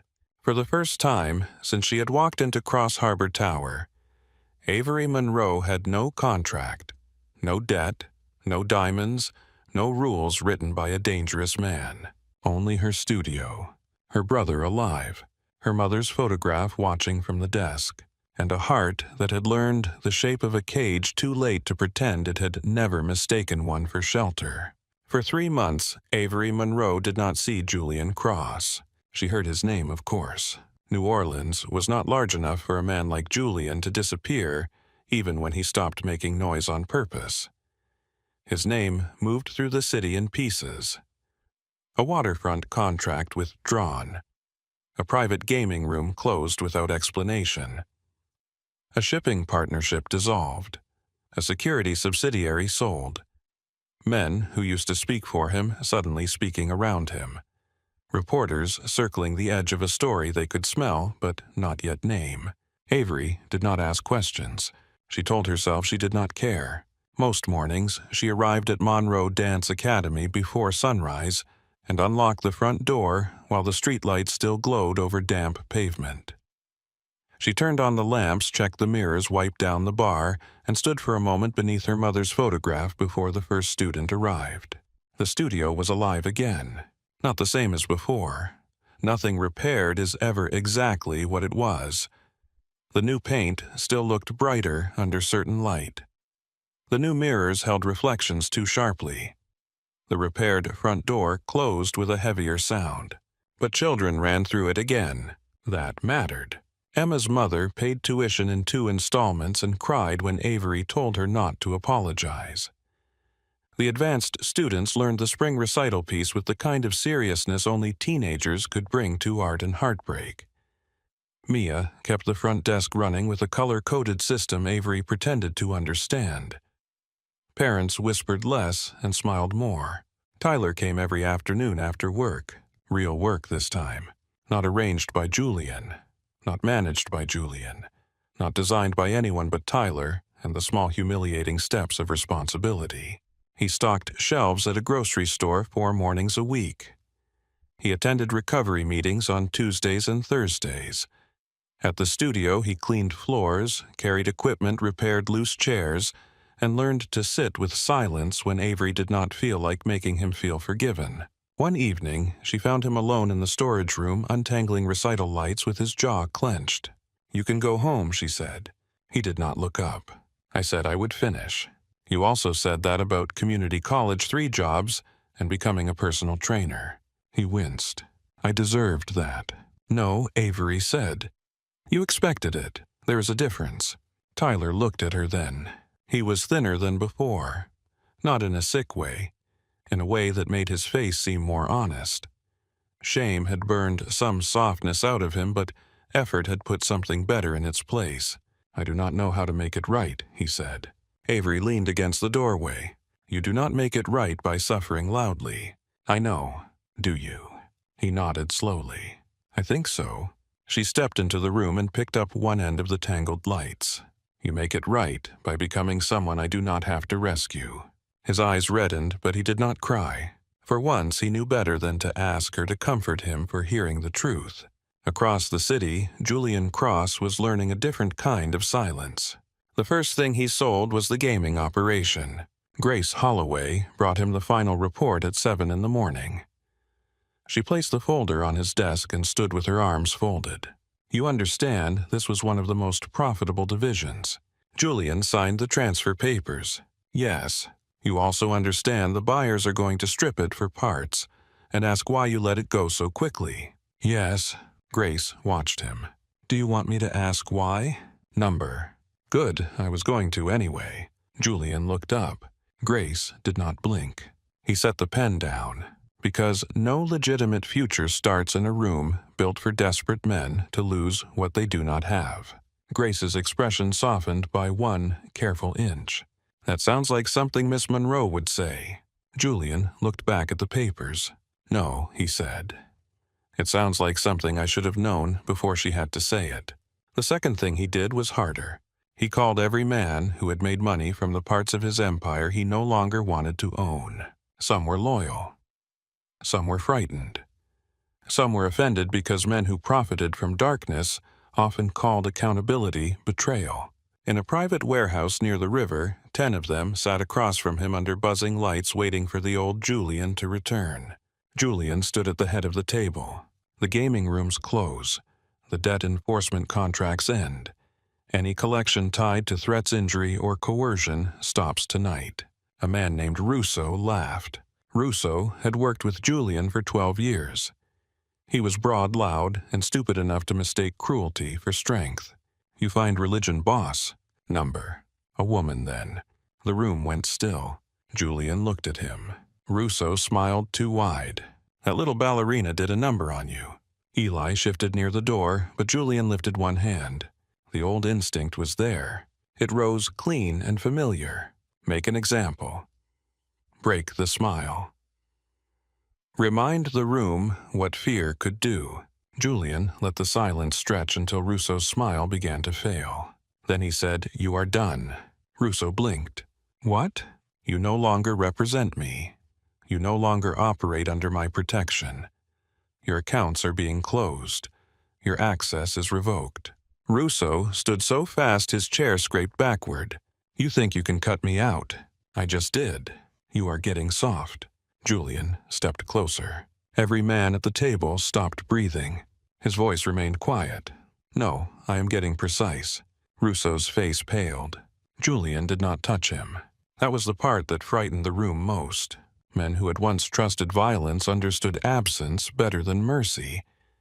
They knew what Julian was choosing not to do, and the choice made them uncertain. Uncertainty was not redemption, but it was a start. By the end of the second month, the rumors grew teeth. Some said Julian Cross was weakening. Some said federal investigators were circling. Some said he had fallen in love with a dancer who left him and taken half his empire apart trying to find the man she thought he could be. Avery heard that last one from Mia, who tried to deliver it casually while sorting costume invoices. Avery looked up from the desk. Who said that? My cousin heard it from a bartender who heard it from a city clerk who probably made it up. That is not a source. It is New Orleans. That is practically a sworn statement. Avery went back to the invoices. Mia sat across from her. You can ask about him. I do not want to. You looked at that same invoice for 4 minutes. It is a complicated invoice. It says tool. Avery set the paper down. Mia's voice softened. I am not telling you to forgive him. I know. I am not even telling you to see him. I know. I am saying you can miss someone and still know leaving was right. Avery looked toward the studio floor where the younger students were practicing in uneven lines. Emma fell out of a turn, frowned, and started again without waiting to be told. I do miss him, Avery said quietly. Mia reached across the desk and touched her hand. Avery did not cry. That surprised her. Maybe grief changed shape when no one was trying to manage it. The scholarship letter arrived 2 weeks before the recital. It came from the Ashford Arts Foundation, printed on thick cream paper that looked too expensive for the studio mailbox. Avery opened it between classes expecting a donation acknowledgement or an invitation to something she would not attend. Instead, she read the first paragraph twice, then a third time. Mia leaned over her shoulder. What is it? Avery handed her the letter. The foundation wanted to fund a full outreach program through Monroe Dance Academy. Transportation. Shoes. Tuition. Meals during long rehearsal days. Partnership classes in 3 schools where children rarely had access to classical arts training. The program would carry Lena Monroe's name. Mia covered her mouth. Avis. Avery sat down slowly. At the bottom of the letter was Beatrice Ashford's signature. No mention of Julian. None. That was how Avery knew. She called Beatrice from the office phone because her hands were not steady enough for her cell. The older woman answered on the 3rd ring. I wondered how long it would take. Avery closed her eyes. He did this. He made a donation. Beatrice. A significant anonymous donation structured through my foundation with no public credit and no control over how you use it. Avery looked through the office window at her students. Why? Because I imagine he wanted to give you something he could not hold. The words sat quietly inside her. Did he ask you to tell me? Number. Then why are you? Because I am old rich and enjoy interfering. Avery almost laughed. Beatrice's voice softened. He is changing Avery. Avery looked at the cracked edge of her mother's old watch. People say that when men become quieter. I do not mean quieter. I mean poorer. Avery blinked. Beatrice continued. He has walked away from profitable things. Dirty things, yes, but profitable. Men around him are angry. Some are circling. It would be safer for him to remain what he was. Avery said nothing. He is not doing this well, I imagine. Men rarely do. But he is doing it where you cannot see. Avery swallowed. That does not mean I should go back. No, Beatrice said. It means when you decide what you want, you can decide with both eyes open. That night, Avery stayed late at the studio. She stood in the center of the empty room, the scholarship letter open on the piano bench. Rain tapped at the windows. Her mother's photograph watched from the desk. For years, Avery had believed legacy meant preservation. Keep the studio open. Keep the photograph clean. Keep the same classes, the same dreams, the same rituals, because changing anything felt like letting her mother disappear. Now, the letter lay in front of her offering something larger. Not a museum, a living thing. The next morning, Avery drove to the cemetery. Lena Monroe was buried beneath a magnolia tree on the edge of a family plot that did not belong to their family. A friend of Beatrice's had arranged it years ago when Avery had been too broken to question Grace. Avery knelt in the wet grass and brushed leaves from the stone. Hi, Mom. The wind moved through the magnolia branches. Avery took the scholarship letter from her coat pocket and unfolded it. They want to name a program after you. Her voice shook. Not just the studio. A real program. Schools. Children who cannot pay. Shoes and buses and teachers and everything you used to say should exist if the world were built by people who remembered being poor. She laughed softly through tears. I thought keeping everything the same was how I kept you. But maybe I was just afraid that if the studio changed, I would have to admit I changed too. Avery pressed her fingers to the name carved in stone. I loved him. There. The truth. It did not break the sky. It did not summon judgment. It simply stood between her and her mother like a candle in rain. I think I still do. But I love myself differently now. The wind shifted. Avery folded the letter and stood. I'm going to build it, she whispered.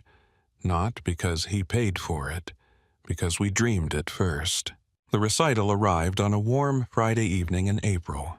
The small theater near the university filled with parents, donors, students, teachers, board members, and people Avery had only seen before in rooms where Julian's name changed the air. Beatrice sat in the front row wearing pearls and an expression that dared anyone to disappoint her. Daniel Park arrived with his daughter, who brought flowers for Avery and rolled her eyes when her father introduced her too proudly. Councilwoman Royce came too stiff but polite and handed Mia a check for the outreach program without making a speech. Tyler worked backstage with a headset and a clipboard, taking his assignment with the solemn panic of someone guarding national security. You look terrified, Avery told him. I am in charge of 12 children with glitter and 2 costume changes. Good. Fear means you understand the job. He smiled. Then his face softened. Mom would be proud. Avery looked away before her eyes could fill. Yes, she said, she would. The recital began. Tiny dancers stepped into light. Music rose. Tights wrinkled at ankles. Ribbons came loose.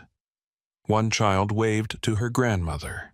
Another forgot the choreography and copied the girl beside her with great confidence.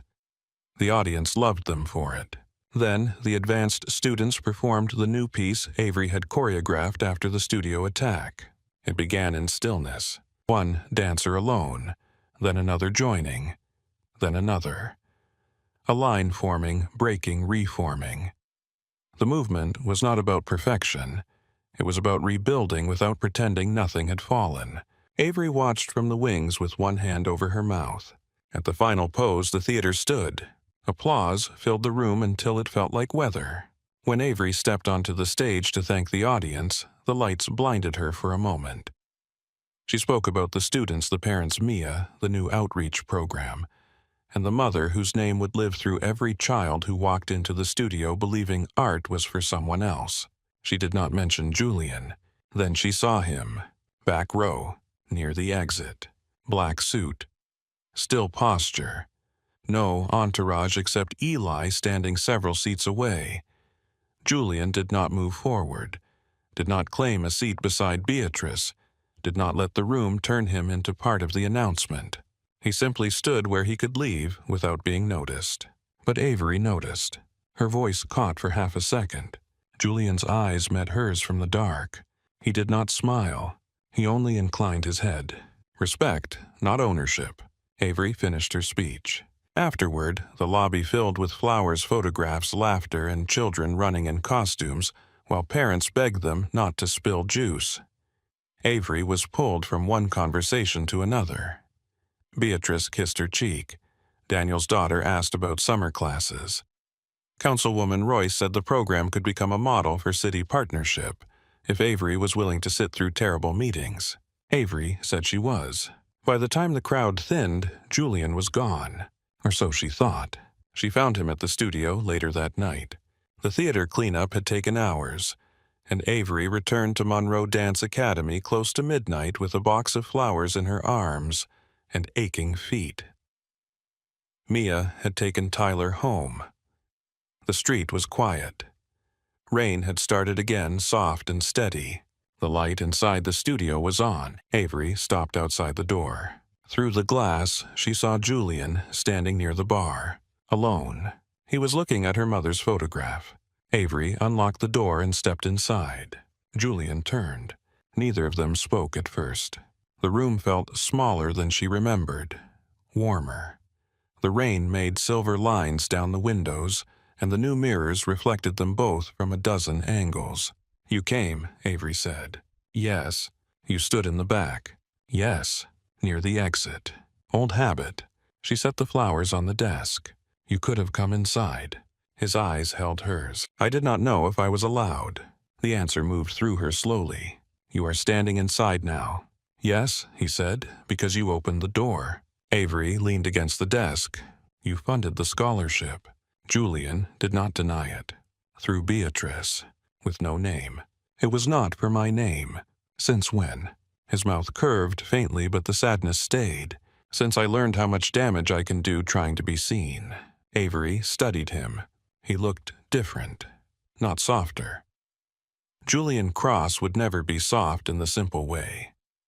But the sharpness had changed direction. Less like a blade looking for a throat, more like a tool learning what not to cut. "I heard about the businesses," she said. "People are talking. People always talk." "Yes. Are you safe?"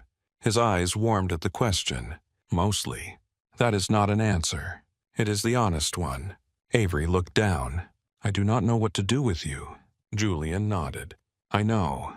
You hurt me. I know. You helped me. I know. I hate that both are true." His voice was quiet. "So do I." The rain filled the silence. Julian reached into his coat pocket and took out a small velvet box. Avery's heart stopped. "Julian." He did not open it. "I am not asking tonight." She stared at him. He placed the box on the piano bench, then stepped back. "This was bought weeks ago, before I understood how wrong it would be to ask while anything between us still felt like debt." Avery looked at the box as if it might burn. "Then why bring it?" "Because I am done hiding the parts that make me vulnerable just because they give someone else power." His hands were empty at his sides. "I love you, Avery.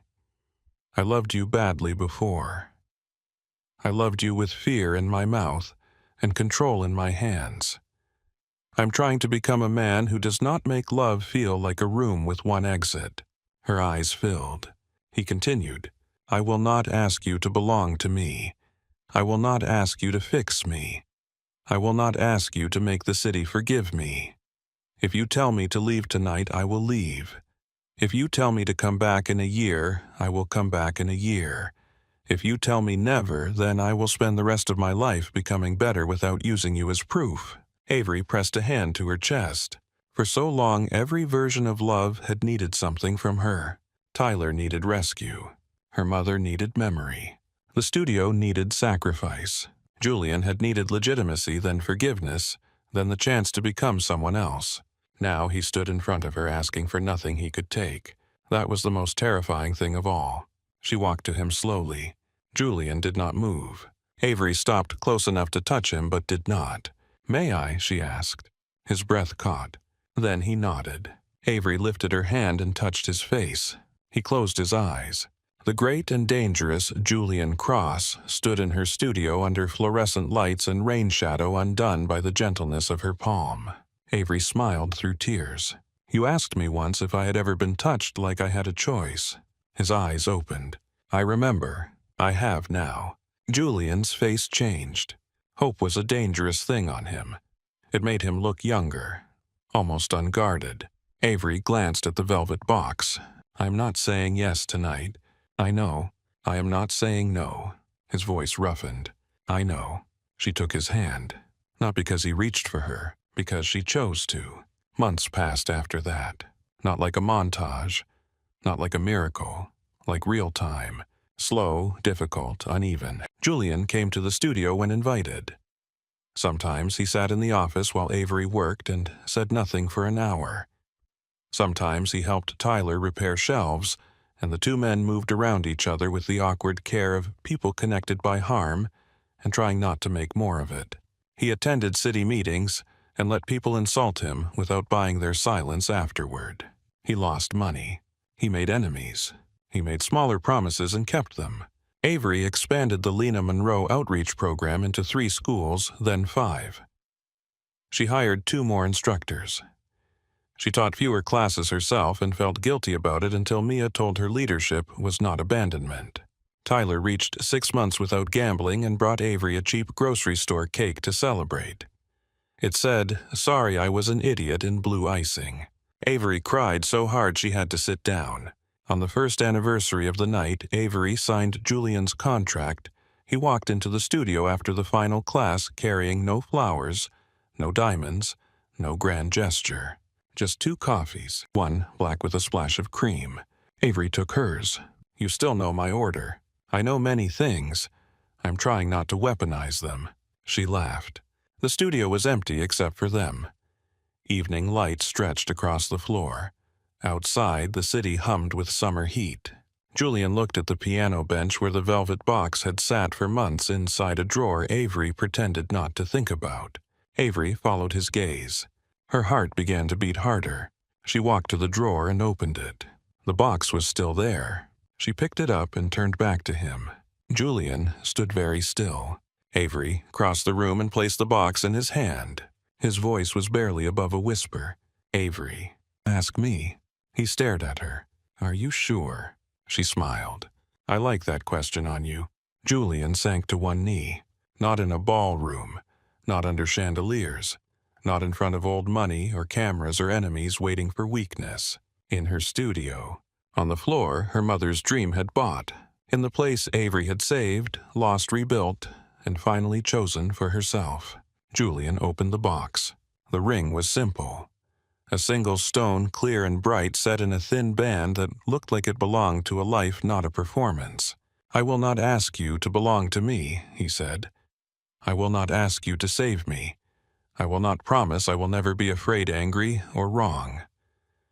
I can only promise that when I am, I will not make it your cage."